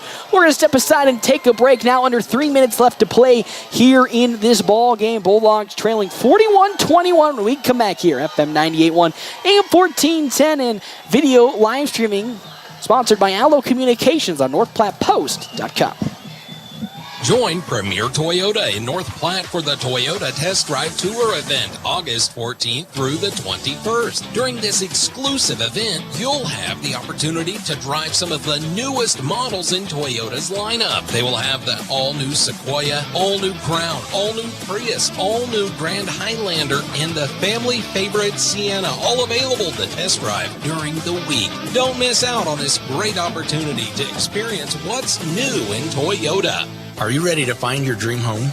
Look no further than Gateway Realty, your trusted real estate partner. With years of experience and a deep understanding of the market, we're here to make your home buying journey a breeze. From spacious family homes to cozy condos, we have a wide selection of properties to suit your needs. At Gateway Realty, we prioritize your satisfaction above all else. Our team of dedicated agents will guide you through every step of the process, ensuring a seamless transaction. Gateway Realty, your key to a new chapter of home ownership. North Platte Post Sports. Welcome back, everybody, here to Bauer Field. Bulldogs trailing in this one now 41-21 after the 8-play drive ended in a 46-yard Derek Jones touchdown. Bulldogs now trailing by 20, and it's all but over at this point, unfortunately, Jeff Smelter. But, you know, a lot of positives to take away so far from this game, even though it's not going to end at the victory the Bulldogs wanted. Oh, exactly. First half, they look like world beaters. Yep. Just ran the ball at will. And the second half couldn't do anything done, as O'Brien will take it about the mid-hash line, now gets his way up to the 35, and will fall down. Excuse me, it was the 25, and now falls forward to about the 30. And here comes Jordan Yonkers once again to take the field, and that's the reserve unit that's going to be out there for either side. But again, let's discuss more about those positives. We talked about the first half, they look like world beaters, putting up over 240 yards of a rushing attack alone. And then from that point onwards, only putting up another 50. And that's been it the rest of the way. And we talked about last year how the second half unit coming out of the halftime, again, fell flat, and same thing happened here. Yeah, kind of got down a distance, got behind the chains, and with this offense, not it's cut out to be again 3rd and 10, 3rd and 12. You want to be 2nd and 6, maybe 2nd and 4, as Yonkers under center. He's going to hand it off to Alonzo Torres. Torres making his way forward. He'll fall forward to about, let's see here. He'll fall forward to about the 34-yard line after a solid pickup of 4 from one Alonzo Torres. But that's been a bright spot. Been impressed with Alonzo Torres. I've been impressed with a lot of these faces coming out here. It's just one of those things where you don't have, it doesn't seem like we've yet to identify that game breaker like Colton Tilford was. The pitch out now going to come up for Ebert. Ebert going to break his way to the 40. Here comes, as you said, Ebert around the 50-yard line. You talked about how he was part of that relay team for the Bulldogs on the track and field side. And there, those strides started to pick up speed. He gets to the 50. He's got that track speed. And that was a great pickup there of about 14 yards from Ebert. Herbert, my bad on that one. It's Sam Herbert will be picking up that run of 14. And, that's also been, there's so many things we talk about bright spot-wise, as Yonkers going to take that football up the field. He's at the 45 and falls forward to about the 43-yard line. So Yonkers will pick up another good solid run, this time of 8 yards. But going into the next week's game, it's going to be on the road to Grand Island, the first road game of the year. What kind of changes would you want to see from this Bulldogs squad to maybe reverse what happened here today against Papillion La-Vista South? Well, I got to limit those big plays. It seems like every score result a big play. As Torres once again going to start making his way up. Alonzo Torres close to the first down marker. It looks like he'll get it. Another solid pickup of 3 from Alonzo Torres. They're going to move the change. But, yeah, if you look at every single one of these touchdowns, 46-yard touchdown run, a 48-yard touchdown run by Sam Schaefer, a 82-yard touchdown throw from Schaefer to Roshan Skogerbo. It just seems like those have been the real game breakers instead of these short little plays as Yonkers going to step back and throw. Through the hands of one Jordan Yonkers, but good zip from Landon O'Brien. Good zip from Yonkers, though. And I don't know if the big plays were a result of not being disciplined in your, in your coverage and know your reads, know your. I think really it just is boiled down to plays being made by Papillion La-Vista scouts. Yeah. Skogerbo made that amazing 82-yard run. Maybe hung up the cornerback just a little too long. The Sam Schaefer touchdown run, the play broke down. Everybody was super deep, so he had plenty of daylight to run. I guess the only one is the Derek Jones 46-yard touchdown run where maybe some better tackles could have come about. As Torres with some open daylight, he's at the 35-30, breaks one tackle, 25-20, and runs out of bounds close to around the 19 and will be the 19-yard line. Really strong pickup from Alonzo Torres of 29, and that's a first down for the Bulldogs. Minute 9 left to play.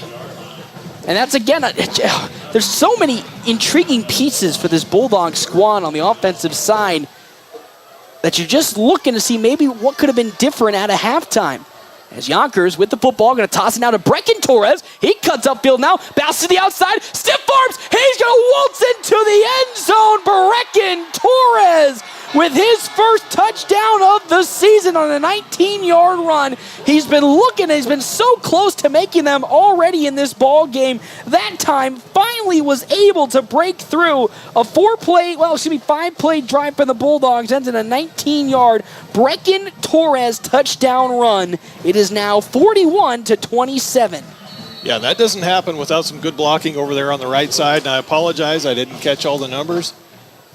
As the kick is up from Borges, and it is through the upright good. It is now 41-28. Bulldogs will at least cap off that drive with a beautiful touchdown run. Yep. We'll take a quick little break. We come back about final minute here in football from Bauer Field here at FM 98.1, AM 1410, and live streaming by Allo Communications Live, NorthPlattePost.com.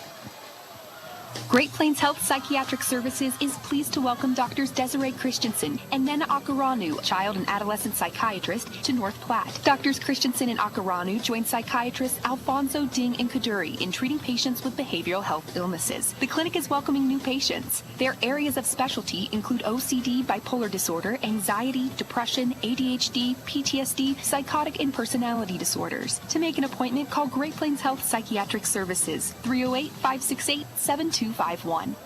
When severe weather threatens our area, you can rely on us to bring you the most up-to-date information about the storm, on the air and online in high definition at NorthPlattePost.com. Severe weather updates from our staff every 15 minutes, and in the event of a tornado, we provide wall-to-wall coverage. We'll tell you exactly where the storm is and where it's heading. Our goal is to keep you safe. Severe weather coverage powered by Lavander's Body Shop and Lavander's Tire and Service in North Platte. North Platte Post Sports.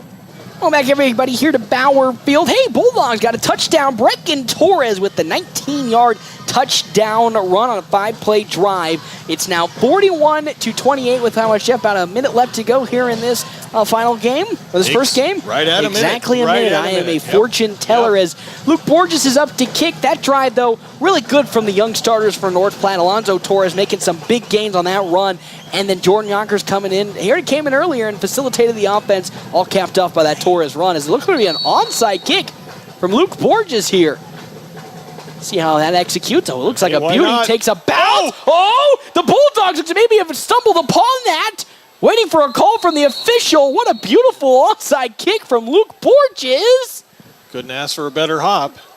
It's Bulldog football. Hey. Oh, my good heavens.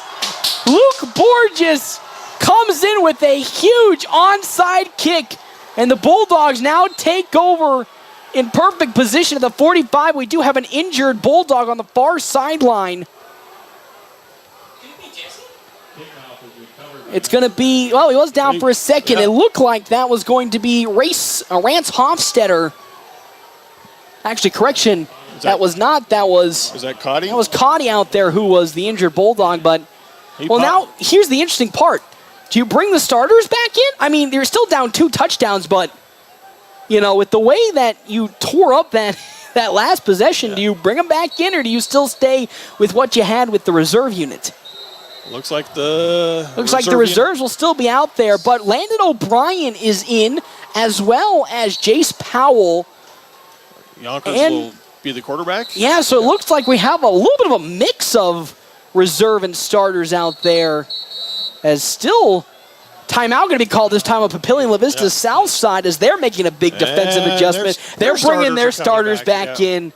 So it looks like it's the starting offensive line for North Platte. Landon O'Brien, Brecken Torres, Alonzo Torres, but missing Albertson, Joni, as well as Eli Broman and Negley, it seems like at the moment. So it's an interesting call, though, to bring Yonkers back in instead of Joni here at the moment. Quite a few of those that you've mentioned have been struggling with cramps here in the second half. That is true. You know, Albertson, of course, had a couple of cramps. Joni, well documented here in the fourth quarter, had about 2 cramps in the latter portion of this fourth quarter. So I agree, maybe it is just a little bit of preservation.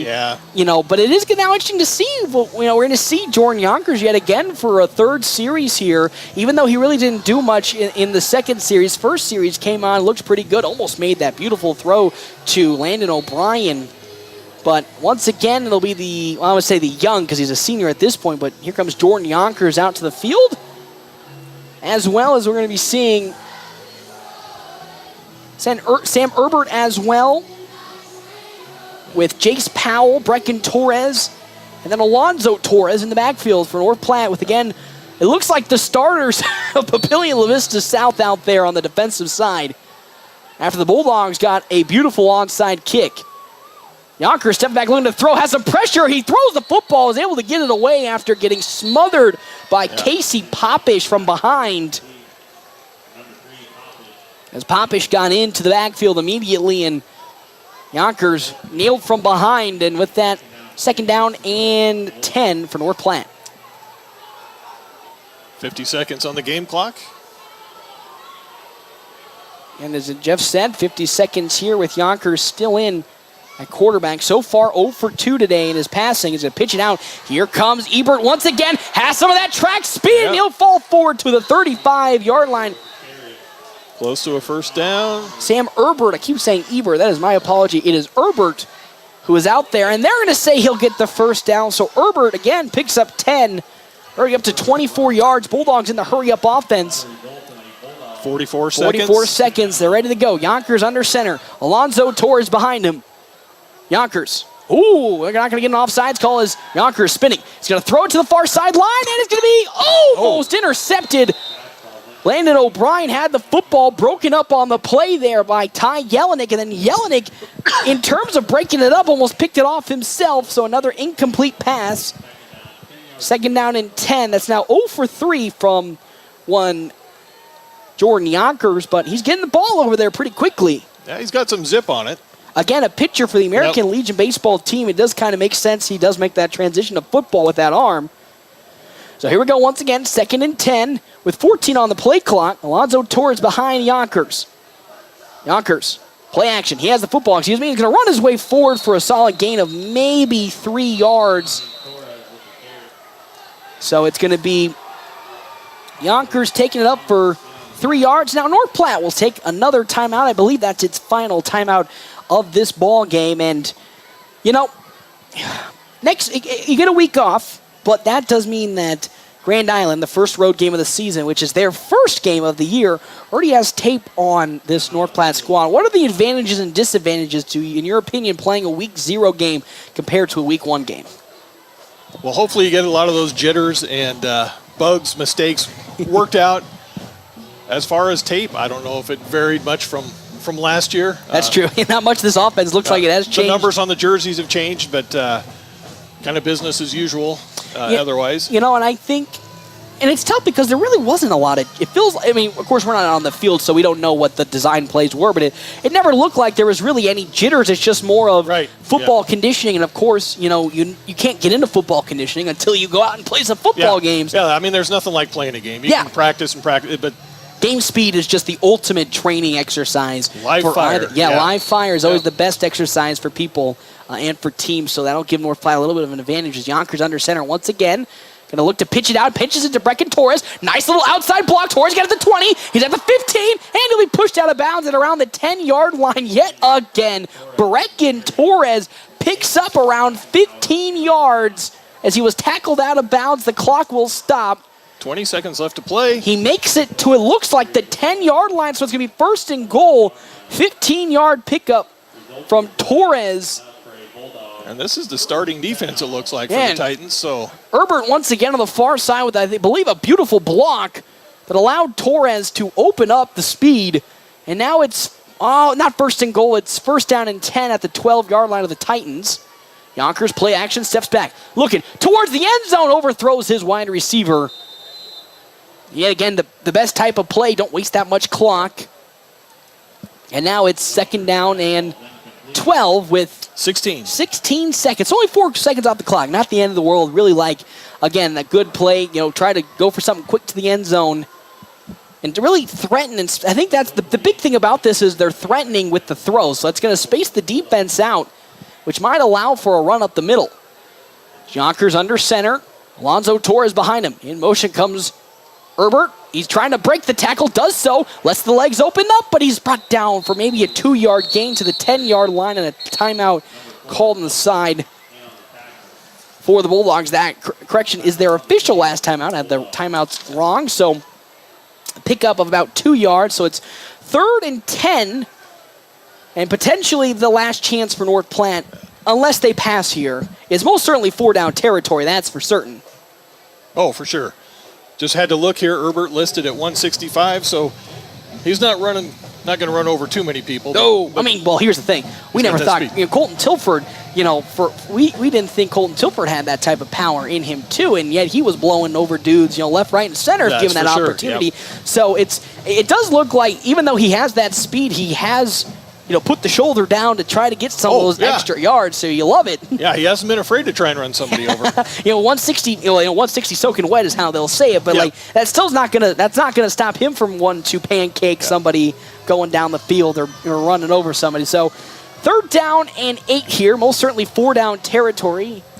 Impressed with the fight of the Dogs. They have not given up. And then you love to see that, even in a game where they were trailing by 20 points. Still with an onside kick and still some fight. Here we go. 3rd and 8. Jordan Yonkers under center. Alonzo Torres behind him. Yonkers, play action. Pitches it to Brecken Torres. Has some open daylight. He gets into the end zone for his 2nd touchdown of the day. Brecken Torres scores for North Platte. Was that Mr. Herbert over there laying that key block? You best believe it. It was Mr. Herbert over there putting that key block in down there. And that is another touchdown, a 10-yard touchdown run from Brecken Torres. And this ball game, it's 41-34 at the moment. What a crazy turn of events this has gotten into for the Bulldogs. That Luke Borges kick is good. It's now 41-35, and Mr. Jeff Smeltzer, Even though there's how many seconds? Less than 6? There's 4. There's 4 seconds left. Jeff Smeltzer, this is a one-score game. It's a one-score game at the moment here for the Bulldogs. I tell you what, if he can lay down another picture-perfect onside kick like the last one. Yonkers looks to have that arm that can go towards the end zone with a Hail Mary. Give yourself a chance, yeah. Unbelievable. And this is just a key highlight to a point you just said 3 seconds ago. The fight in this team is still showing on, even when they've brought some reserves out to play, and Jordan Yonkers at quarterback, Alonzo Torres at running back. We got Herbert out there, as well as Brecken Torres, who's a starter, but he has been showing a lot more here in this fourth quarter when he's given that opportunity.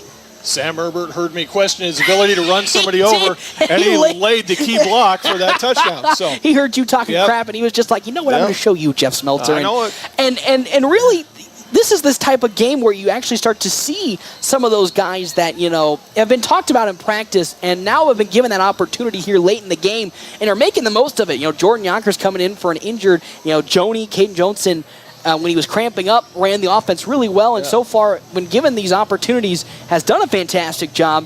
Herbert, given more opportunities, really has opened the offense up. Brecken Torres, now that he's gotten space to run about, has really showed off the athleticism, and now it's just everything's starting to pile on and on. Gain that confidence. You look at the body language, nobody's hanging ahead.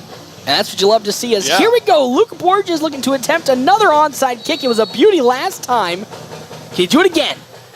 Takes another big bounce. But it's going to be picked up on the side by Grant Beckenhauer, it looks like, and that'll do it for this game. But yet again, you couldn't ask for a better onside kick from Luke Borges, as it was just a mere matter of a fraction of a second that, that Beckenhauer got there. So most certainly we're going to be seeing Sam Schuler and this offense kneel it down with 4 seconds. Bulldogs will fall in this one by only 6 points, though, here in this one. 41-35. It was 21 entering the last 6 minutes of this fourth quarter. But the reserve unit was able to come on and make some magic happen, as they're going to hand it off to Derek Jones off the left side. He's going to make some way forward, and he'll walk his way out of bounds. He'll get enough for the first down, but that'll do it for this ball game. Bulldogs unfortunately fall in their opening game of the season, 41-35 here in this game. But man, oh man, they showed some heart, specifically in that last 6 minutes. It seemed like the third quarter, yet again, the bugaboos of last season struck once more. They came out flat, and it's not because of a lack of effort. I really think we got to, I want to say pin it, but we got to talk about that Xavier Albertson fumble. Great play from the defense, and I think that kind of just took this, for some odd reason, it felt like that just took the sails out of this offense, and really the rest of the way is Papillion La-Vista South defense, and then their persistent offense then started to take over.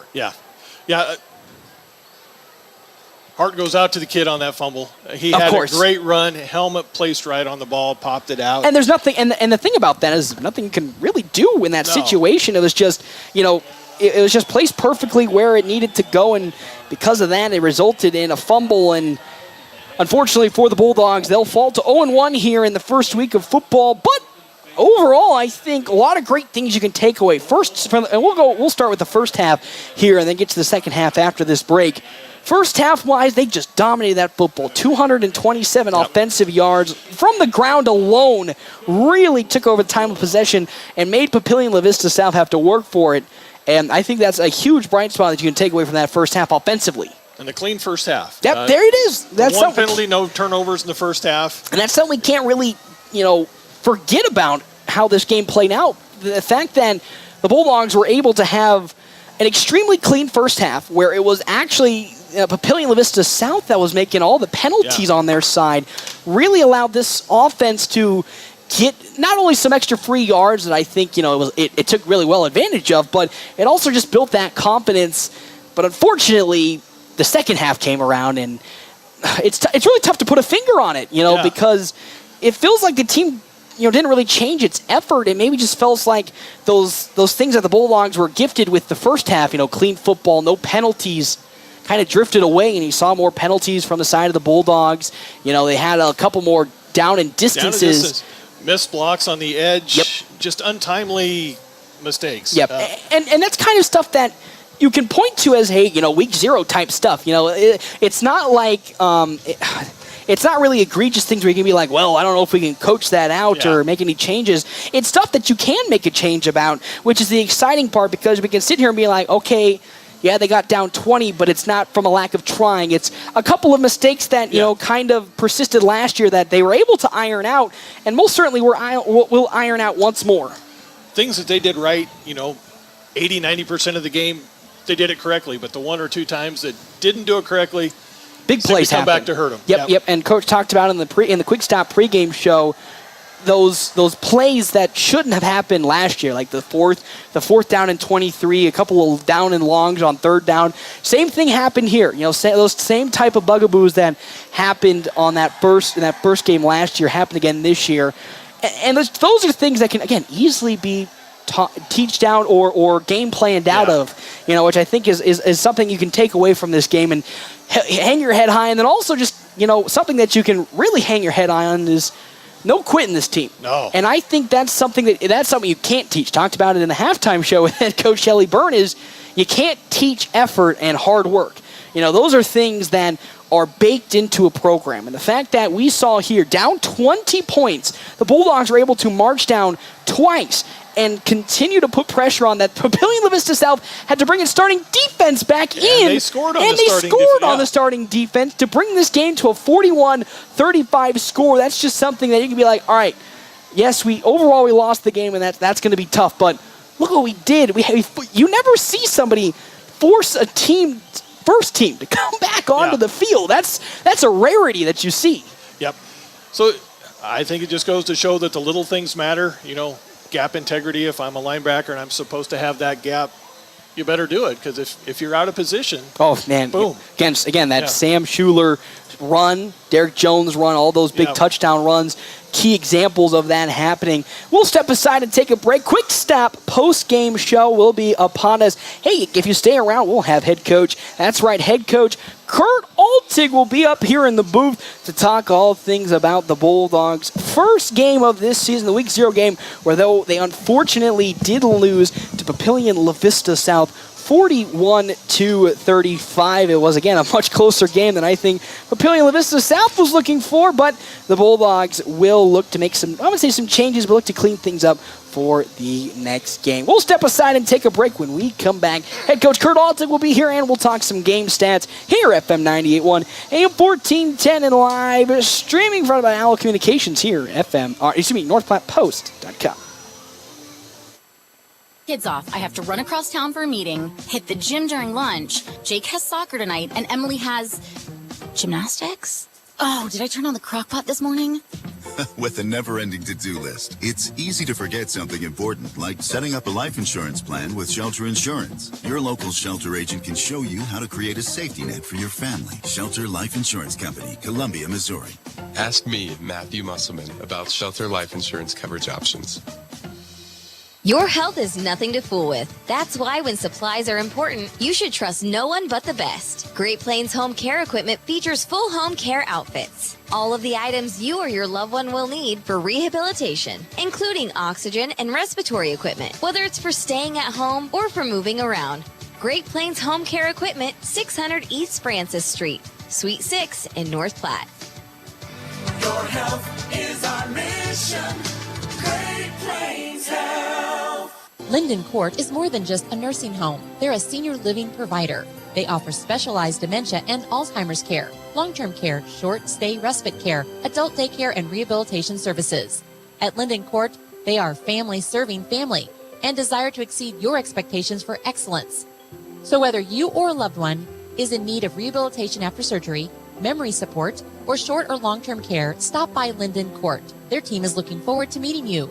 Linden Court on East Phillip, North Platte. Are you looking to take your truck or SUV to the next level? Maxwell's Off-Road has the parts and accessories you need to make your truck or SUV look and perform its best, including lift kits, tires, wheels, bumpers, lights, and more. They offer custom services so you can get the exact look you want. Maxwell's only carries the top brands, including WeatherTech, Weston, Infab, BDS, and more. Maxwell's Off-Road in Kawasaki, where trucks go to be upgraded. 902 East 7th in North Platte.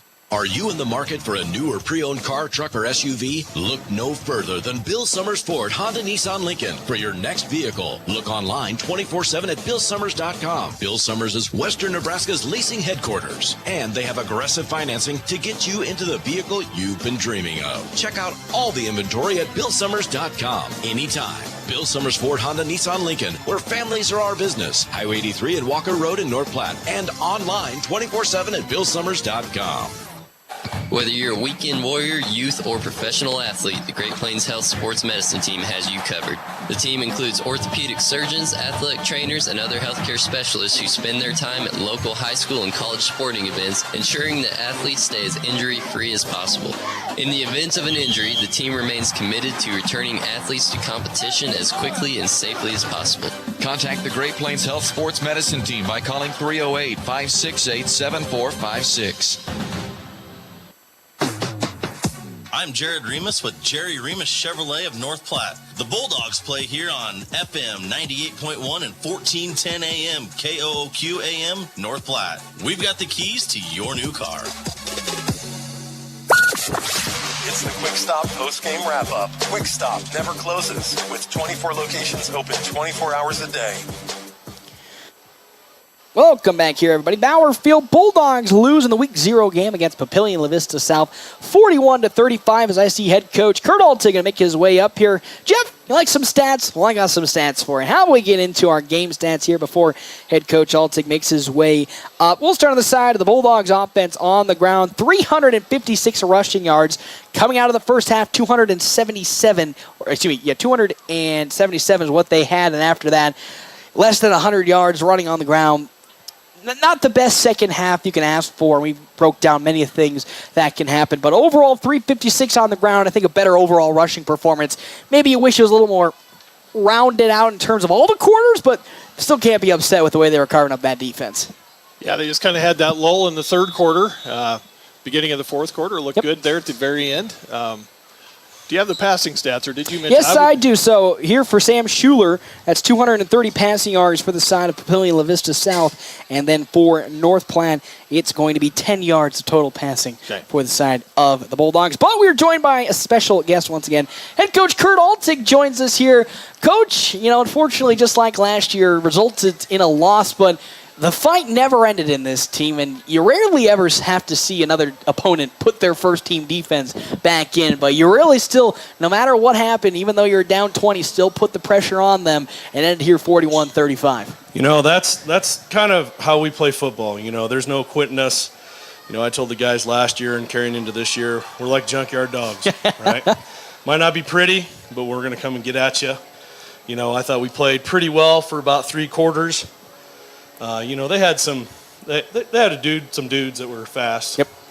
And, if we could take that third quarter back, that kind of hamstrung us. And instead of having the lead and being able to sit on it like we wanted, we had to try and rally back. Yep. And it seemed, and I think overall defensively, you can't really take away certain plays because unfortunately they happened on the field, but the 42-yard touchdown run from Schuler, the 82-yard touchdown throw to start the game, and then that 42-yard Derek Jones touchdown run.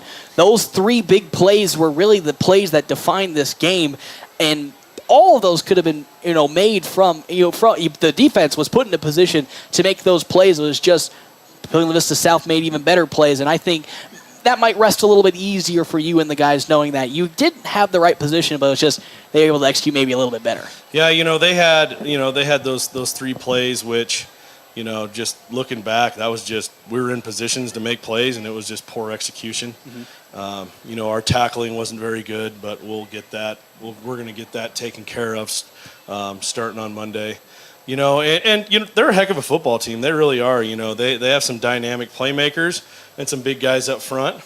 And, they kind of came out on that first play and caught our secondary off guard a little bit. And, they have a guy that's faster than all our guys, and they just ran him down the field. And we got caught kind of looking into the backfield because we figured, they were going to come out like last year and just try and pound the rock. And instead they came out and tried to sling it all over the place. And until they got up. And, it took us a little bit to adjust, but, we were back in the game. I talked at halftime, all we got to do is come out and play our ball, and we're going to be just fine. 21-21 at half, basically 0-0. And, the third quarter we stopped them, and then we came out and had a bad turnover, and they kind of took that momentum, and we just kind of sat back on our heels for a bit and then decided to come back in the fourth quarter and play some football. But, when it was all said and done, it was a little too late. Yep, and I think that's the key thing here is through the first half, you could have been really proud of how executionally the team was playing, minus a couple of those plays. No turnovers. Only one penalty at that point going into halftime. And it was looking like you talked about midway through the season last year. That was, I wouldn't say the downfall, but that was the biggest issues that plagued this team. Turnovers and sometimes some missed badly timed penalties. And it looked like at a halftime, you guys were coming out the fire on all cylinders. Albertson had that great run and then unfortunately coughed the ball up. And it felt like once that ball was coughed up, the energy and just almost seemed like it escaped the first team offense for a couple of possessions before it was finally brought back in. And I think we also got a little fatigued. We've had half a dozen practices when it's been like 70 degrees because, Mother Nature, it's just what she gave us. And now tonight, it's hot. And, we tried to rotate as many guys as we could in. But, we have guys playing hard, and we just got a little fatigued there and took the wind out of our sails. And we couldn't quite recover until there in the fourth quarter. And then we got some stuff rolling and, got an onside kick. Yeah, that was really good. That was a great on kick. So, there's a lot of good things that we can take away. Obviously you never want to have a loss in the win column. But there's things that we can definitely fix. We can get, we can up our conditioning a little bit more and we can get some dudes in positions and shore up our tackling. And offensively, I thought we did a pretty dang good job. We had a couple times we stymied ourselves, but, when you score eventually 35 points, you should win those ball games. Yeah, and I think, and a lot of the things you brought up are things that can be easily fixed or trained, Conditioning, nothing beats football conditioning out on a game day. You can practice for as much as you can in the weight room trying to get the endurance up, but there's nothing that just beats primetime football out on a Friday night to get you all exercise. And then just tackling, that's also something that is easily fixable. So I think you're in a better position, maybe confidence-wise, coming out of this game than it was last year, because now it feels like we fixed a few of those things, and this game was a completely different game. You guys were already tied. Looked like you were going to get the momentum immediately on that first possession. Just clean up a few things, and Grand Island next week, just as vulnerable, but just as good. Another great opponent that you can maybe set your sights on and take advantage of a great first half. One thing you'll always know about Grand Island is they're going to be a very well-coached football team. So last year we went into halftime with a big lead on them, and we let them back in the game. And we're the Bulldogs. We're going to come out and play our football, and what our job is to get up on people and then grind it out and not let them back in. So that's what we're looking forward to. Love to hear that, and then also love to see that no real injuries out there other than cramps, which was going to be a given today at some point. There's going to be just so many cramping up. But I think coming away from the first game with no massive injuries, I think is always going to be a huge W for the team. Yeah, you always have little dings and stuff there after those first game. But yeah, we're ready to go health-wise. Our guys need to work on their hydration and resting over the weekend. It's supposed to be hot, so they don't need to be outside. And with our regulations for next week with the heat, we might end up having to be in the mornings when it's cool anyway. So we got to focus on, getting these guys hydrated and getting their nutrition right for the week so we can go battle the Islanders next week. Love to hear it again in Grand Island next week. Same start time, 7 o'clock, kickoff, 6:30 pregame. Coach, again, thank you so much for stopping on by. Can't wait to see this team out there because, man, they sure did put up a fight in the very end. Well, I tell you what, I was on the sideline all night tonight, guys, and it is about 25 degrees hotter in this little booth than it is out there. So I'll give it to you guys. You guys probably better work on your hydration. We will need to work on it. We're a fine condition team. We look like the best of conditioned people out in the field. So I'm sweating more right now than I was during the game. So yeah, we'll we're going to sure some things up, and we're going to go on to Grand Island, and we'll just keep battling and playing our brand of football. I love to hear that, Coach. Thank you so much again for stopping on by. Can't wait to see you out in Grand Island next week. That was head coach Kurt Altig joining us here today. We'll step aside and take a break. When we come back, we will have more in our last goodbyes here for the Quick Stop post-game show right here, FM 98.1, AM 1410, and live streaming provided by Allo Communications here and NorthPlattePost.com. To fool with. That's why when supplies are important, you should trust no one but the best. Great Plains Home Care Equipment features full home care outfits. All of the items you or your loved one will need for rehabilitation, including oxygen and respiratory equipment, whether it's for staying at home or for moving around. Great Plains Home Care Equipment, 600 East Francis Street, Suite 6 in North Platte. Your health is our mission. Great Plains Health. Are you in the market for a new or pre-owned car, truck, or SUV? Look no further than Bill Summers Ford Honda Nissan Lincoln for your next vehicle. Look online 24/7 at BillSummers.com. Bill Summers is Western Nebraska's leasing headquarters, and they have aggressive financing to get you into the vehicle you've been dreaming of. Check out all the inventory at BillSummers.com anytime. Bill Summers Ford Honda Nissan Lincoln, where families are our business. Highway 83 and Walker Road in North Platte, and online 24/7 at BillSummers.com. Hey, looking to start a new career? Larry's Glass in North Platte may just have the position for you, as they have an opening for a glazer. What does this glass glazer do? Installs glass in commercial and residential areas, and you'll be installing windows, doors, showers, mirrors, and so much more dealing with glass. If you've been or had carpenter experience in the past, this position may be just the fit for you. And even if you haven't and you have a certain skill set, Larry's Glass will train. Stop into Larry's Glass on West 5th Street today to apply. Growing up, my parents always encouraged me to do what's right, even if it wasn't easy. I'd always hear my mother's voice say, "Do the right thing." That stuck with me. Every day, just do the right thing. That's it. The rest takes care of itself. At Shelter Insurance, we believe in doing the right thing for our customers and our communities. See me, Pete Volz, at 501 South Jeffers for a free insurance review. North Platte Post Sports.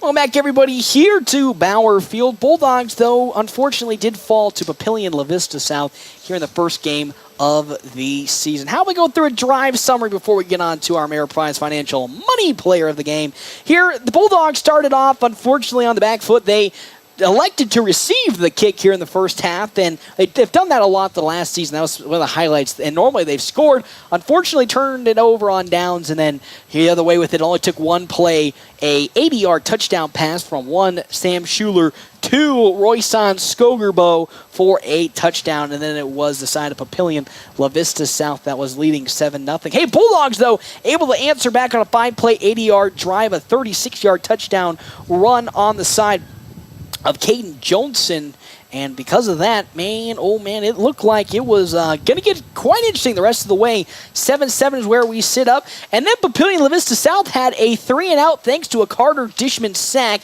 and that allowed North Platte a 6-play drive, a 9-yard touchdown run from Xavier Albertson. 14-7 is where we stood, but Papillion La-Vista South was able to answer back with a 3-yard touchdown run on a 7-play, 80-yard drive. It was 14-14.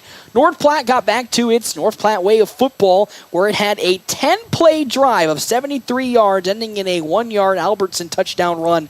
It was then 21-14 at that point. Before halftime, though, the side of Papillion La-Vista South was able to get one last chance, and they took advantage of it. 2 plays, 73 yards on a 48-yard Sam Schuler touchdown run. Tied it up 21-21 going into half. We talked about, Jeff Smeltzer and I did, hey, the Bulldogs need to get a 3-and-out right out of the gates and reset the tone again. And you know what they did? A 3-and-out right out of halftime. It was just like what the doctor ordered, and then not what the doctor ordered, as unfortunately Xavier Albertson fumbled on the exact next play after bursting up the hole for about a 20-yard run, and really that's when the air was sucked out of that offense. Yeah. Just, it's almost, again, I said it's heartbreaking because it was such a nice run, ended in a fumble and a turnover. And then it kind of got stagnant for the Dogs. Yep, it did. And then after that, it was a 5-play drive on the side of Papillion La-Vista South, ending in an 7-yard Derek Jones touchdown run. It was 27-21. Bulldogs had a nice 8-play drive going before. Unfortunately, they had to turn it over on downs and punt the other way. Actually, they turned it over on downs. They didn't even punt. They went for it on 4th and short, couldn't get it. And with that, Papillion La-Vista South went the other way with an 11-yard touchdown run from the side of that would be on the side of Derek Jones. It was then 34-21. North Platte, another 8-play drive, turned it on over on downs. Papillion La Vista South then was able to get the ball back. They actually had to go into a 3-and-out at that point, and North Platte took over. 3 plays, had to punt it. And then a disaster struck. A 7-play drive that ended in a 46-yard touchdown run by Derek Jones.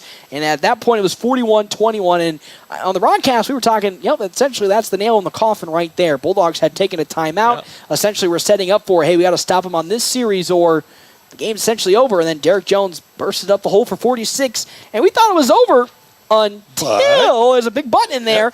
The reserve unit came on for a mix of the reserve unit. It was Jordan Yonkers out there as well as Alonzo Torres taking over as well as Herbert, and then Brecken Torres were out on the field for the offensive side. Offensive line was essentially all the same.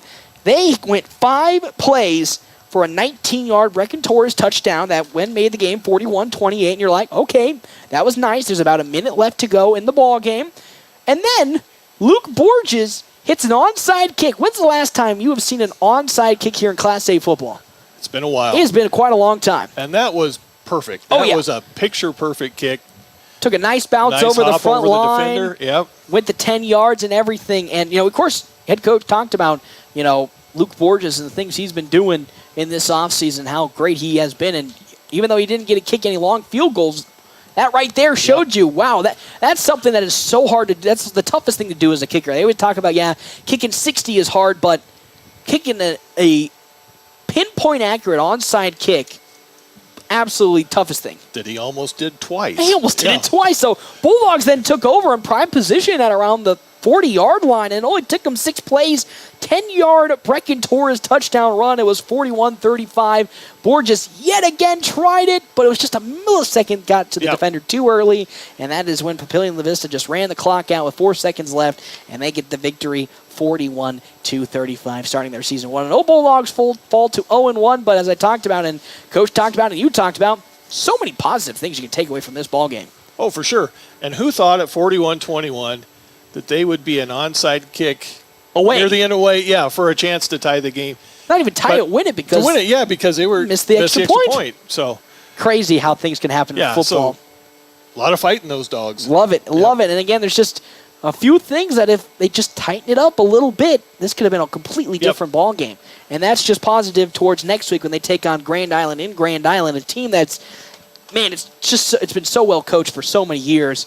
You always know it's going to be a slugfest there. Oh, yeah, they're always tough. Yeah, Islanders are always tough. They are. So, again, that was our game drive summary. It's now time for our Ameriprise Financial Money Player of the Game, and we're going to have to give that to one Caden Johnson. Even though his passing performance wasn't the best today, he was 1 for 4 with 10 yards. He really established the offensive running game, not with his own feet. I think that's the impressive part about this is he was able to set up his own teammates with his own ability to run. And specifically in the third quarter and into the fourth when things were looking kind of dire and the Bulldogs needed to score on specific third and longs, he made some long runs happen, a 10-yard run, and then a 17-yard run, and that really was what at least gave the Bulldogs opportunities to at least score on those plays. Yes, and those were... Was it 17 run? Was it like 3rd and 15? It was 3rd and 17. It was basically 3rd and 17. So he did a miracle at that point. He was making people miss. He was doing it with his legs. Getting a lot of heart. He went down with a cramp, came back. Got another cramp. Cramped again. Yeah. And I think and then you shut it down at that point. And, and that's what you just love to see. Always fighting this team. And that's, again, something you just can't teach. No. So super impressed with that, with the fight. And the depth, there was, a lot of different guys carried the ball, and they all look pretty good. That's what you love. Of course, last year, you really couldn't take Colton Tilford or Brock Rowley off the field, but towards the end of the season, you saw more Hayden Brower start to show up and appear in games, and I think that's what's going to make this team so deadly is they can mix and match so many different pieces. It's going to be tough for a defense to be like, all right, we're going to prep for, this game, like Xavier Albertson, who ended today's game, in his own respect, a Brock Robley type 100 yards rushing on 21 carries, so he had himself a pretty good, efficient day. All right, we're going to load the box up for Albertson. Well, then you got to watch out for Broman, and then Torres, and then Herbert, and then Kemke when he comes in. And then there's so many different names you can just throw out there. Jesse Mock. We didn't see much of Mock. That's a guy that's got some speed. And there's so many names you can throw out there for a defense and a coach. You're like, well, poop, how are we going to, it's tough to focus on one thing. And with the way the Bulldogs in that later portion of the game were able just to dice up this defense, even the first team defense, that kind of brings a little bit of some extra energy towards next week's Grand Island game. Yeah. So looking forward to it. Should be a great game. Should be a great game. Anytime Grand Island either comes to town or we go to town, always an absolute slugfest between those two teams. Of course, again, our Ameriprise Financial Money Player of the Game went 2-1, Caden Jones. And when money matters, talk to Marshall Doty, Mark Tillman, and Jacob White, financial advisors with CIO Wealth Strategies, a private wealth advisory practice of Ameriprise Financial Services, LLC, in North Platte, Nebraska. Talk to them about all your professional financial service needs. Ameriprise Financial Services, LLC, member FINRA and SIPC. Our Eeks office final box score is going to be 41-35. Bulldogs start the season off in the loss column, falling to Papillion, La-Vista South again, 41-35. The box score is sponsored by Eeks Office for copies, furniture, or janitorial supplies. Visit Eeks and visit Eeks. Or think of Eeks and visit Eeks.com. We'll see you all actually on Monday for North Platte High softball, as they're going to be going to Kearney for a Kearney double header. And then on Tuesday, I'll be making my glorious return to McDonald Belton Gymnasium as I will be calling the Knights volleyball game. They fell, unfortunately, in both their sets today to McCook in McCook for the McCook tournament to start this season. I'll be there, though, on Tuesday to watch their games. Then I'll be there Friday in Grand Island for the Grand Island Islanders game. That game, of course, starting at 7 o'clock, and our quick stop pregame at 6:30. You won't see, unfortunately, Jeff Smelter until Thursday when he comes on and talks about his CDL training. We'll talk. I love the CDL training. And then we'll see him not next Friday, but the Friday after that for the Scottsbluff game. For Paxton Gordon and, of course, Jeff Smelter and Carl, our camera guy. We will see you all. I will see you on Monday, but you will see us all back on the football field on Friday for the North Platte High School Bulldogs taking on Grand Island next week. See you all then. Bank for Sandhillers. Families, entrepreneurs, teachers, nonprofits, farmers, nurses, contractors, ranchers, stylists, artists, retailers, professionals, outfitters,